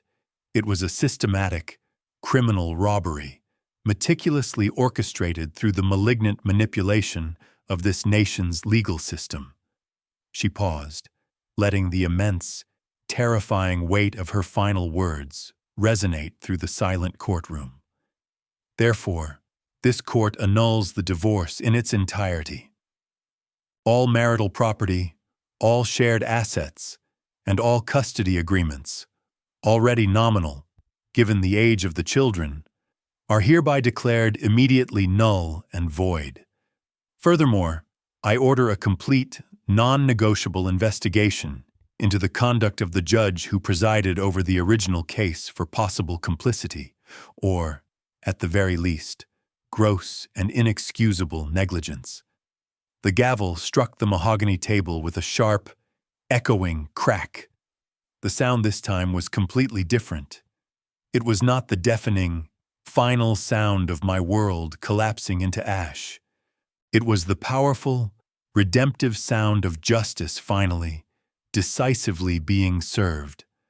I walked out of that solemn courthouse with all my properties legally and fully restored, my professional and personal name irrevocably cleared, and, more valuable than any material possession or dollar amount, I walked out with my dignity completely intact. I had never succumbed to the paralyzing poison of bitterness. I had never sought violent, cheap revenge. I had simply, patiently, allowed the truth to do its perfect, inevitable work, and the truth, as it always proves, was infinitely more powerful and destructive than any calculated lie. That night, I quietly returned to my small, modest apartment. I could have moved back into one of my recovered houses immediately, but I deliberately chose to wait. I wanted to fully savor this quiet, profound moment of peace. I wanted to remember exactly what it felt like to be at the absolute bottom before finally returning to the top, because that sharp, painful memory would be the anchor that would always keep me humble. It would forever remind me that fortune is a fleeting, unreliable thing that can change in a single, devastating instant, and that the only thing that truly, eternally matters is who you are when no one is looking, when you have nothing left to prove. The following days were a strange, confusing mixture of cold, efficient legal resolution and profound, personal healing. The 3 recovered houses were swiftly returned to my name on the deeds. The luxury cars, although Camilla and Ethan had driven and used them ostentatiously for a year, were still legally registered under my original property holding companies, thanks to the intricate, brilliant legal technicalities Robert had expertly managed. The joint bank accounts were the most complicated matter because they had spent millions of dollars, but the court immediately ordered the full return of everything that remained, plus a substantial compensation package for all the damages they had maliciously inflicted. It wasn't that I genuinely needed that money now. I still possessed the entirety of the $127 million from my grandfather's secret account, completely untouched, waiting patiently in the shadows. I decided, firmly, not to reveal that account. Not yet. Perhaps never. Because I had learned the most valuable, immutable lesson of my now complicated life. Visible money makes you a permanent, easy target. Invisible money makes you utterly invincible. I eventually made the decision to move back into my main house, the one with the spectacular ocean view, but something fundamental had completely changed inside me. The immense, sprawling rooms that had once filled me with immense pride now felt hollow and strangely empty. The expensive, curated furniture, the imported artwork, the cold marble floors, everything now seemed utterly superficial, a cheap facade. I had lived in a small, one-bedroom apartment and had been just as happy, perhaps even happier, because in that cramped, simple space, there were no haunting ghosts of past betrayals. I immediately hired a specialized deep cleaning company, not just to clean the physical space, but to perform a profound, symbolic cleansing. I wanted to meticulously erase every single trace of Camilla and Ethan from that sacred space. I immediately donated all the furniture and decorations they had selected and used. I had the entire interior repainted, changed every single lock, obviously, but I also changed the very energy of the entire place. When they were finally finished, the enormous house felt completely new, a vast, clean, welcoming blank canvas awaiting a true second chance. Brianna and Marcus came to visit me the following Saturday afternoon. It was excruciatingly awkward at first. We sat in the cavernous living room, the exact same place where we had once shared countless family dinners, and the uncomfortable silence weighed between us like a physical, immovable rock. Brianna finally spoke first, her voice barely audible. "Dad, I don't even know where to begin to apologize for everything we did." I immediately raised a hand to gently stop her. "Start with honesty, Brianna. Be honest with me, and more importantly, be brutally honest with yourselves. Why, after all my life and sacrifices, did you instantly believe me capable of the terrible things your mother claimed?" Marcus looked down at the immaculate marble floor, shame etched into every line of his body. "Because it was easier, Dad. It was profoundly easier to believe her monstrous lies than to confront the terrifying possibility that she had been ruthlessly lying to us our entire lives. If Mom could lie so convincingly about you, the man she married, it meant she could lie to us about absolutely anything, and that realization was terrifying and destabilizing." His raw, painful honesty genuinely surprised me. "And also," Brianna continued, her voice trembling with emotion, "because money was involved. Mom explicitly promised us a significant part of the inheritance if we publicly supported her side, and we accepted that deal." The silence that followed her confession was immensely dense, suffocating. I profoundly appreciated their courage and honesty, but hearing the admission that my own children had essentially sold me out for money hurt with a deep, crushing, almost physical intensity. "And now?" I asked, my voice calm, controlled. "Now that you know the complete, damning truth, how do you genuinely feel?"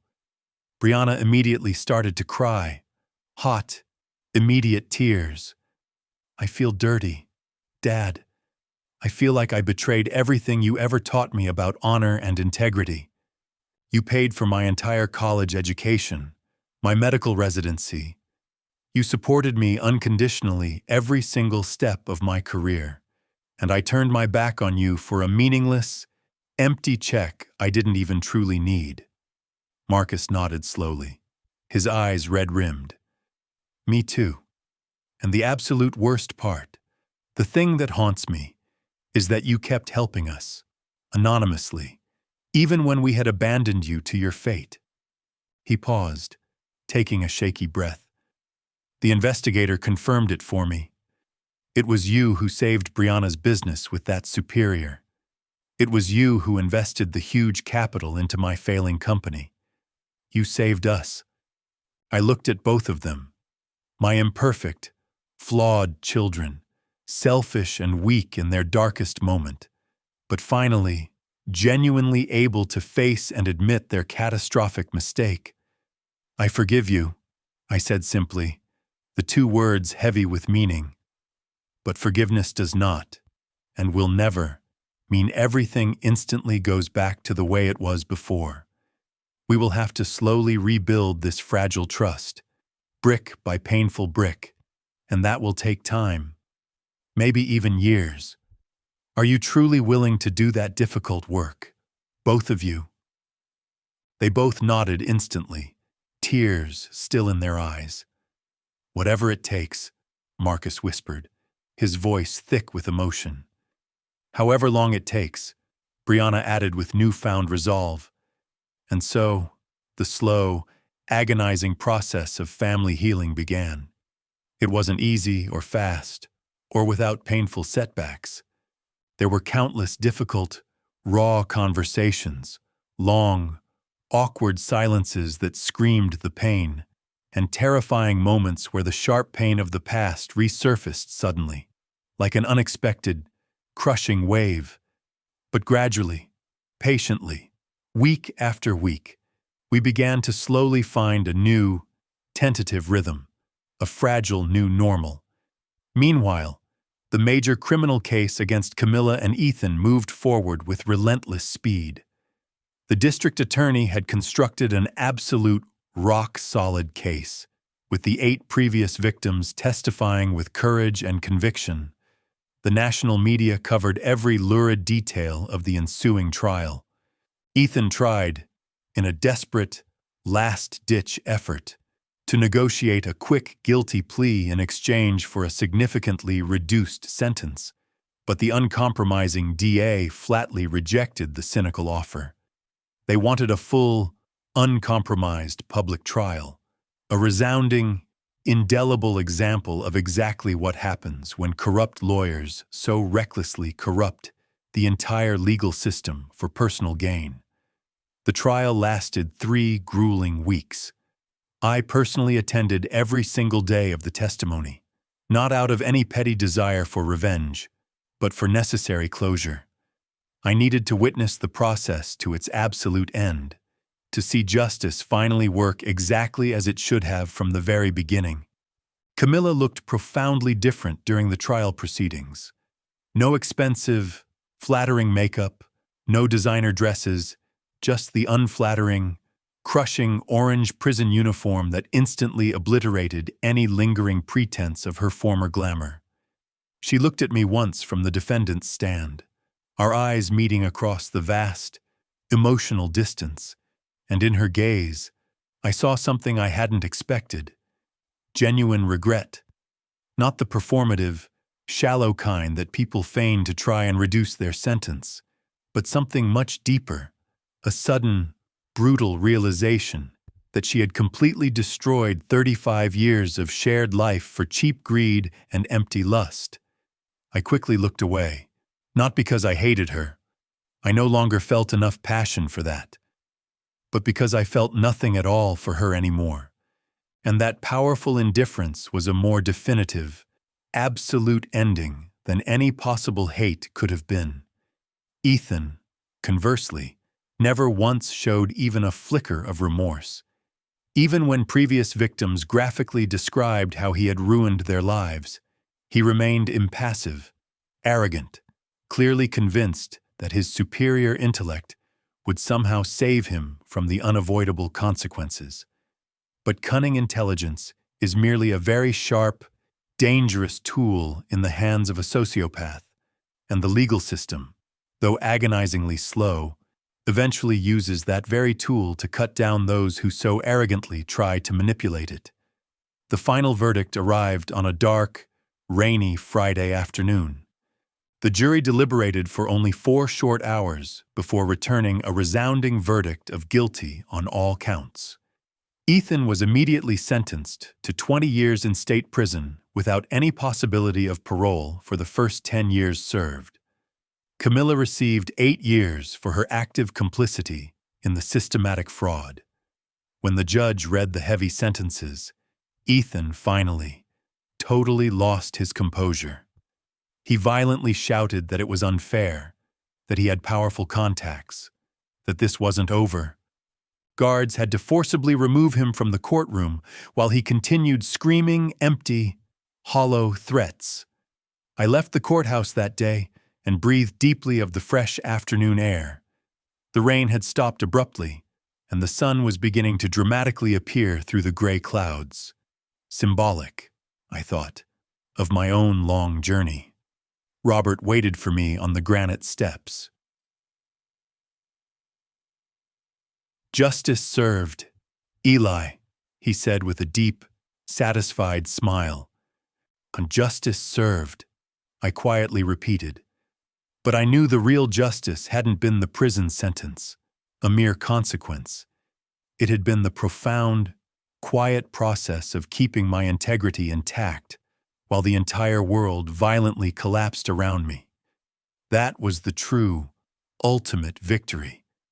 With the criminal case now closed and all my properties legally and financially restored, I finally had the necessary time to calmly think about the future. What, exactly, does a 73-year-old man do with $127 million and a spectacular second chance at life? I could have easily traveled the world, purchased endless properties in exotic locations, and lived in obscene, excessive luxury, but none of that appealed to my now refined soul. Instead, I vividly recalled my grandfather's crucial words in his letter. "Use this money not to seek revenge, but to meticulously rebuild yourself."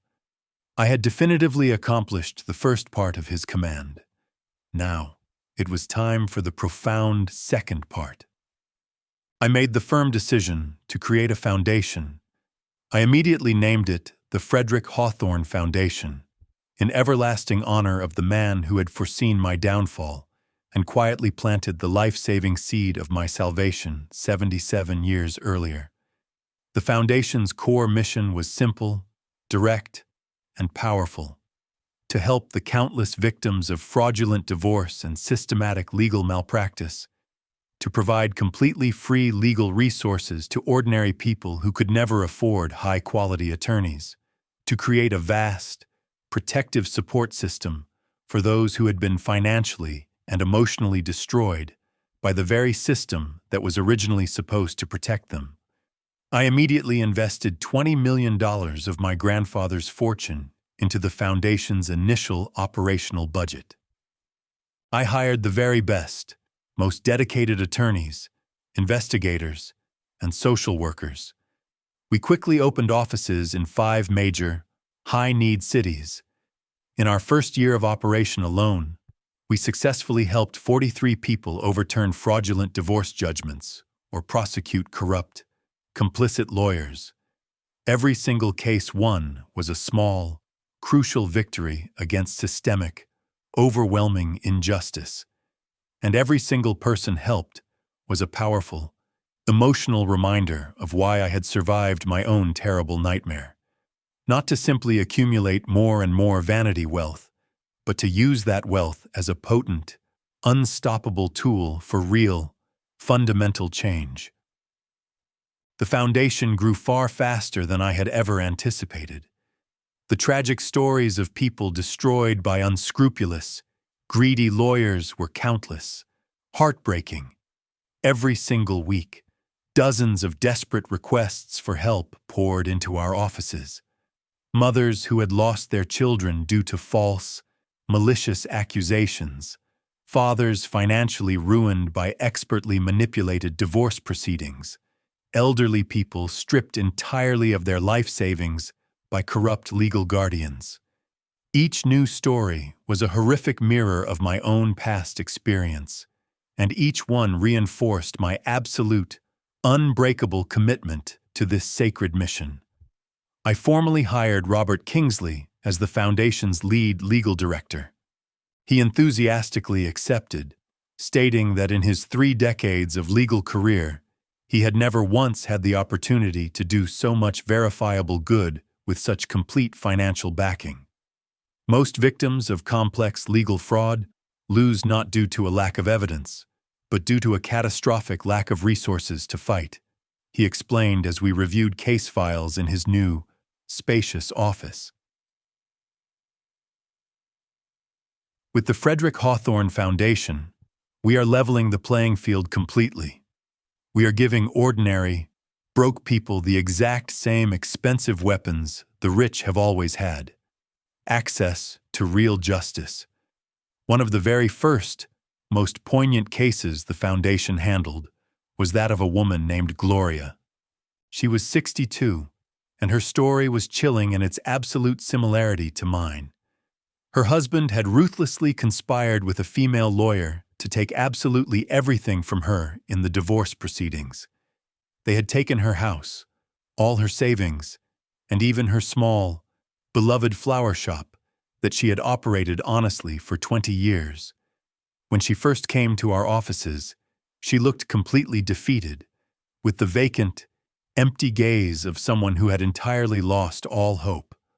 Robert and his dedicated team meticulously reviewed her case and immediately found the exact same cynical tactics Ethan had once used on me: falsified documents, paid witnesses, and complex procedural manipulation.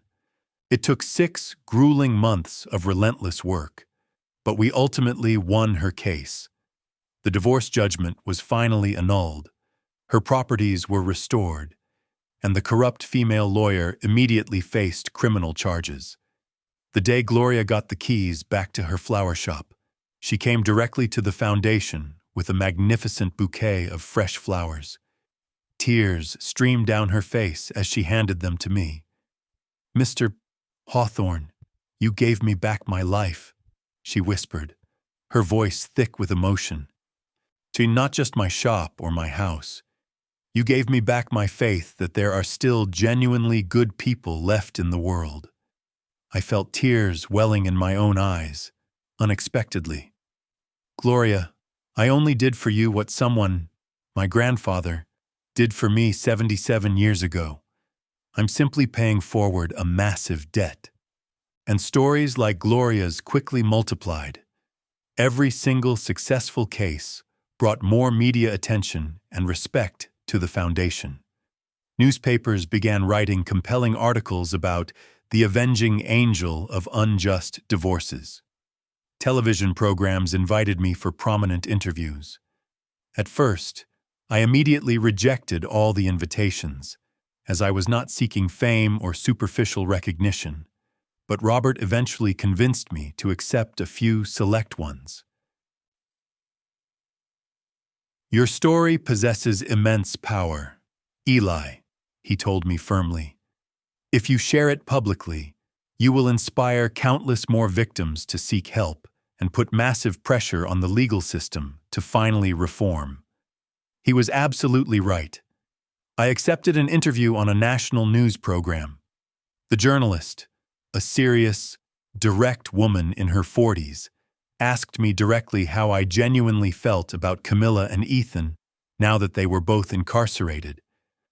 I feel no personal satisfaction in seeing them incarcerated, I answered honestly, my voice calm. I feel massive relief that they can no longer harm more unsuspecting people, and I feel profound sadness for the sheer waste of human potential. Ethan could have been a great, ethical lawyer, helping people. Camilla could have been a faithful, supportive partner, but they both chose the easy, destructive path of greed, and now they are paying the non-negotiable price. The interview instantly went viral.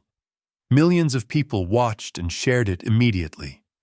The online comments were overwhelmingly positive, with people sharing their own tragic stories of betrayal and divorce, others praising my measured response and absolute lack of bitterness. Some critics, of course, claimed I should be angrier, more outwardly vengeful, but I had learned something crucial during my year in hell. Bitterness is a slow, self-inflicted poison you willingly take yourself, foolishly hoping it will kill your enemy. And I absolutely refused to poison myself.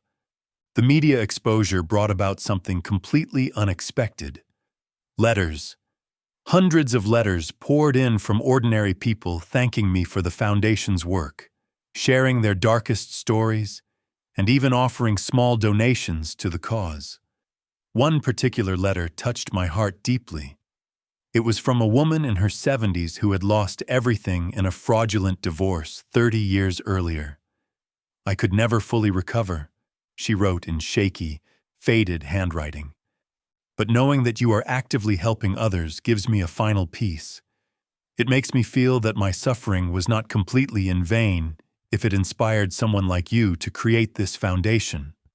I personally replied to her, thanking her for sharing her deeply moving story and offering her full support if she still needed it.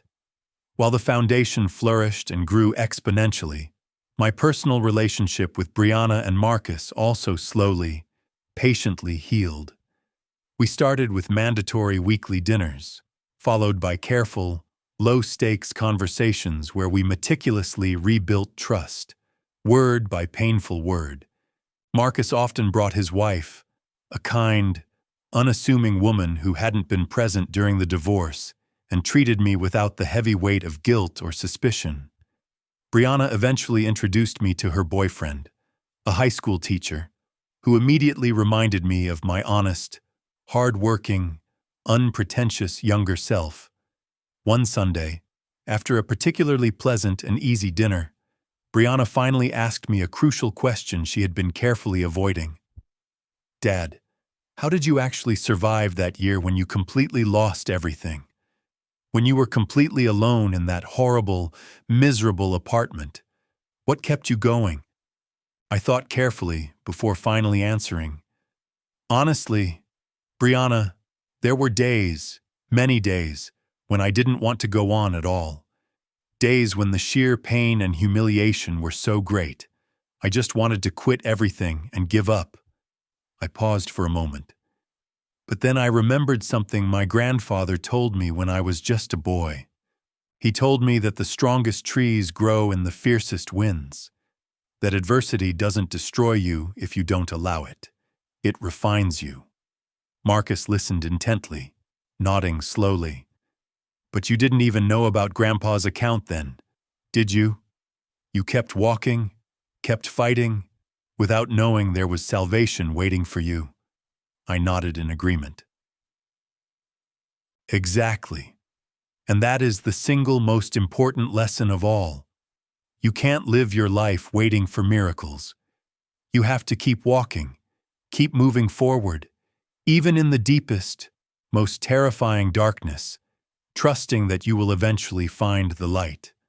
Sometimes that light comes from totally unexpected places, but you only find it if you resolutely keep walking. Brianna had tears in her eyes again.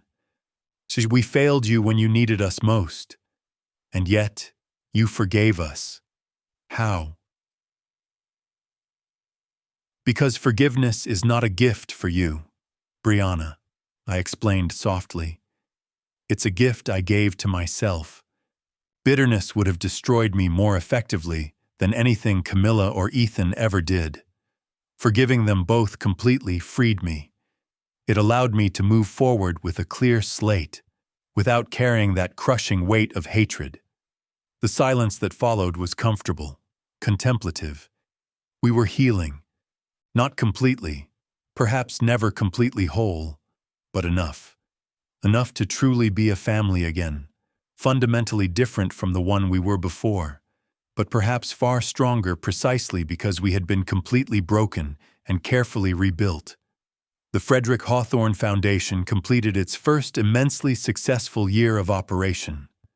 We organized a large, formal gala to celebrate the victories and raise much-needed additional funds. 150 people attended the event, including several of the grateful people we had successfully helped. Gloria was there with her husband, who was now reconciled with her after discovering she had been an innocent victim of legal manipulation. A young man who had successfully regained custody of his children after we proved his ex-wife had maliciously falsified evidence of abuse was also present. An elderly couple who had recovered their retirement home from a corrupt guardian smiled warmly at me. When it was my turn to speak, I stood in front of the microphone and looked out over the audience. Every single face represented a story of agonizing pain transformed into miraculous hope. 2 years ago, I began, my voice clear and steady.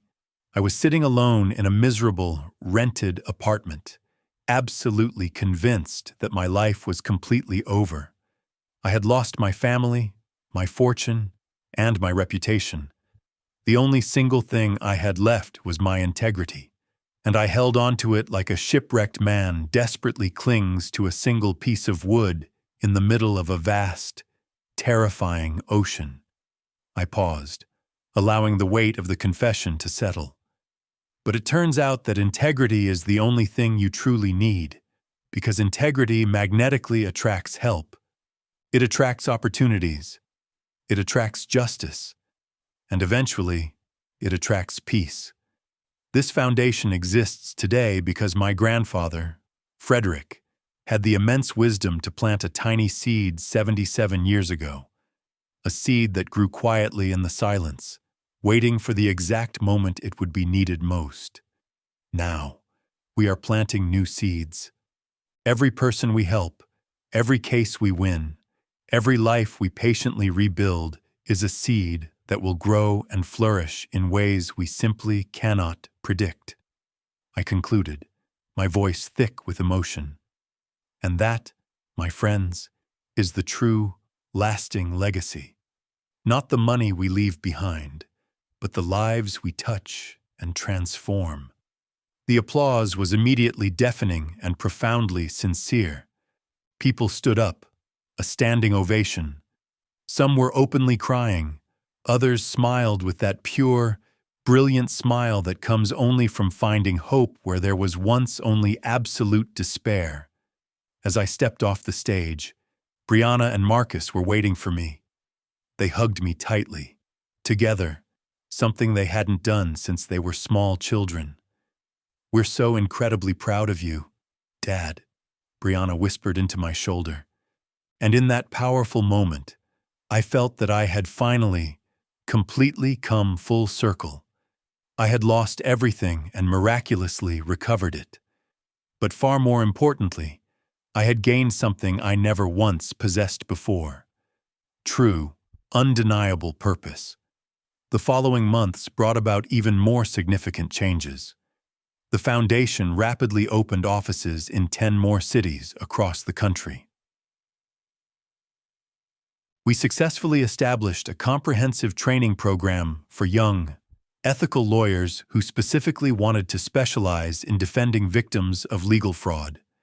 We created a 24-hour crisis hotline for people in immediate distress, and we began aggressively lobbying for major legislative reforms that would make it almost impossible for corrupt lawyers to manipulate the legal system as Ethan had done.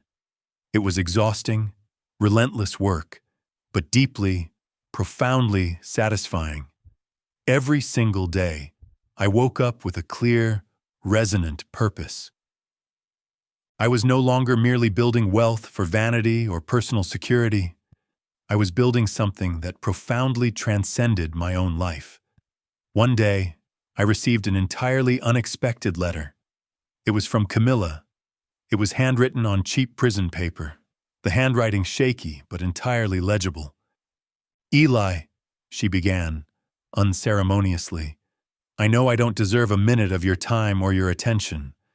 I know what I did was unforgivable, but I need you to know something. In these past 2 years in prison, I've had endless time to think, to truly see the monstrous person I became and how recklessly I destroyed the one truly good thing in my life: our marriage." I continued reading with a complex mix of curiosity and weary caution. "I'm not seeking your forgiveness, Eli. I don't deserve it, and I honestly don't expect it. But I want you to know that I am truly sorry. I'm sorry I betrayed you so brutally. I'm sorry I poisoned our children against you. I'm sorry I wasted 35 years of real, genuine love for an empty, cheap fantasy with a man who only ever used me.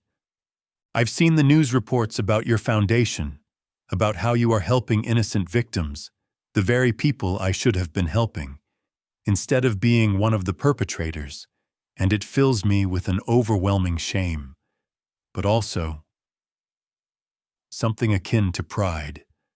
Because even after everything I did to you, you are still the honorable man you always were. And that absolute fact makes me truly face how much I lost by letting you go." It ended with a simple, poignant line. "Chick, I hope you find the peace I never deserved. Camilla." I folded the letter slowly, deliberately. I felt neither hot rage nor cold triumph. I felt something far more complex. A deep sadness for the profound waste of a life that could have been completely different, but also a quiet gratitude that she had finally seen the absolute truth, even if it arrived far too late. I didn't reply to the letter, not out of cruelty, but because there was simply nothing left to say. Some things simply end, and adding more empty words does not, cannot, change that finality. But I carefully kept the letter, not as a shallow trophy, but as a crucial reminder. A reminder that even the people who hurt us the most are ultimately human, capable of profound repentance, even if that repentance comes agonizingly late. That night, I sat alone in the study of my large house, the same room where, years ago, I had first overheard Camilla secretly conspiring on the phone with Ethan. But now, the entire space felt dramatically different. I had replaced the dark, heavy furniture with lighter, more inviting pieces. The walls that had once showcased my prior business successes now proudly displayed photographs of the foundation. People smiling after successfully getting their lives back. Young, ethical lawyers graduating from our prestigious training program. And families finally reunited after years of forced, painful separation. I opened my desk drawer and pulled out my grandfather Frederick's original, sacred letter. I had read it hundreds of times, but each reading revealed new, profound layers of wisdom. Bad men can take everything they see, but they can never take what they don't know exists. I smiled, remembering those potent words. My grandfather wasn't just referring to the hidden money. He was referring to inner strength, to integrity, and to the unshakable ability to stay utterly true to your own principles even when the entire world conspires against you. Those were the true, invisible riches. I thought about everything that had happened in the past 3 transformative years. The devastating betrayal, the total loss, the miraculous discovery, and the slow, agonizing rebuilding process. And I realized something profound. If I could go back in time and magically prevent all the pain, would I? The answer, surprisingly, was a definitive no, I wouldn't. Because that pain completely transformed me from a successful but ultimately superficial man into someone with undeniable, real purpose. It taught me an empathy I never possessed when my life was easy. It showed me precisely who I really was when everything external was stripped away. And that immense, invaluable lesson was worth far more than any amount of money. My phone rang, interrupting my quiet thoughts. It was Robert. Eli, I have massive news. The governor just signed the reform bill we were aggressively pushing. From now on, all divorces involving assets over $1 million require mandatory independent review by a judicial panel, and any lawyer accused of procedural manipulation will face automatic investigation by the State Bar Association. It was a monumental victory.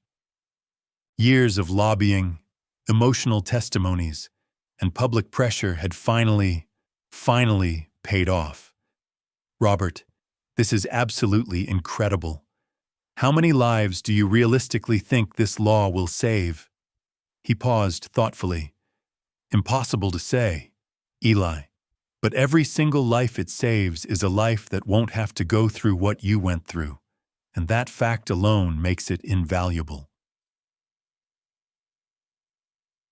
That night, I hosted a small, intimate dinner at my house.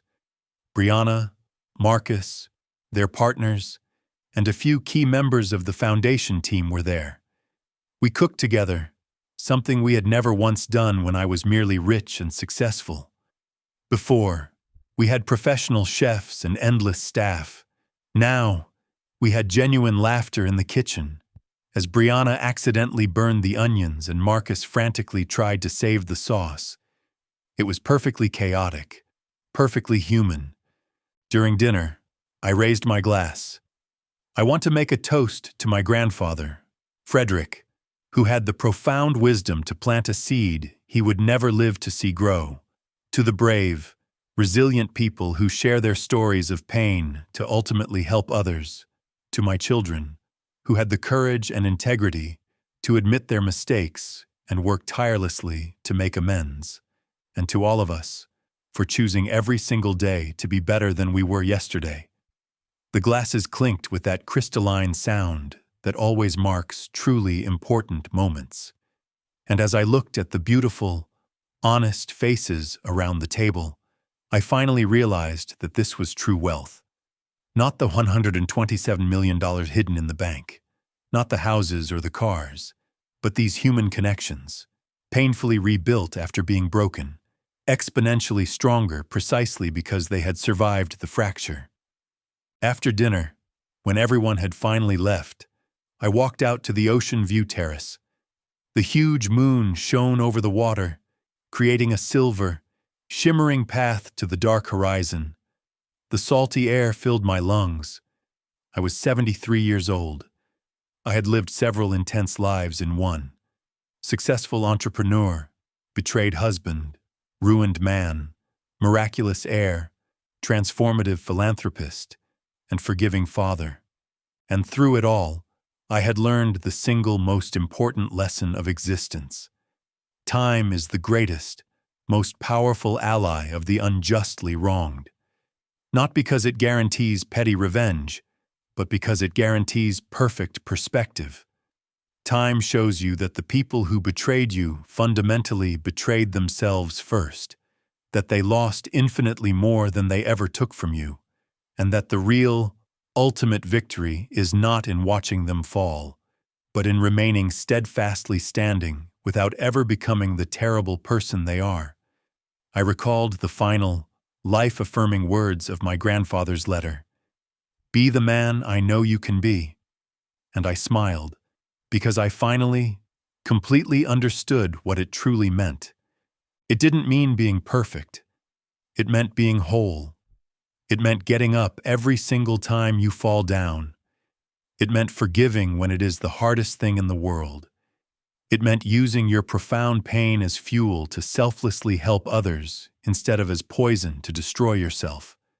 The ocean continued its eternal rhythm, waves rolling in and slowly receding, rolling in and patiently receding, constant, patient, unstoppable, like justice when it finally, inevitably arrives, like love when it is profoundly real, like hope when you steadfastly refuse to ever let go. I went inside the house, quietly closed the door behind me, and went to sleep with an absolutely clear conscience. Because today, like every day since I first found that forgotten account from 1948, I understood something fundamental. My grandfather didn't just leave me money. He left me a transcendental lesson about patience, about faith, and about believing that even in the darkest, most hopeless moments, there are seeds planted long ago, waiting for the perfect moment to blossom. And those seeds, when they finally grow, don't just save you, they save everyone you touch afterward. That is the true, lasting miracle. Not the hidden fortune, but the transformative ability to turn your worst, deepest nightmare into your life's greatest, most enduring purpose. Did you like my story? And which city are you listening from? Let's meet in the comments. If you like the story, you can support me by sending a super thanks so I can keep bringing more stories like this. Thank you so much for your sweet support. I'm looking forward to your comments on the story. On the screen, you can see 2 new life stories that I highly recommend. There's so much more on my channel. Don't forget to subscribe. See you in the next life story. With love and respect.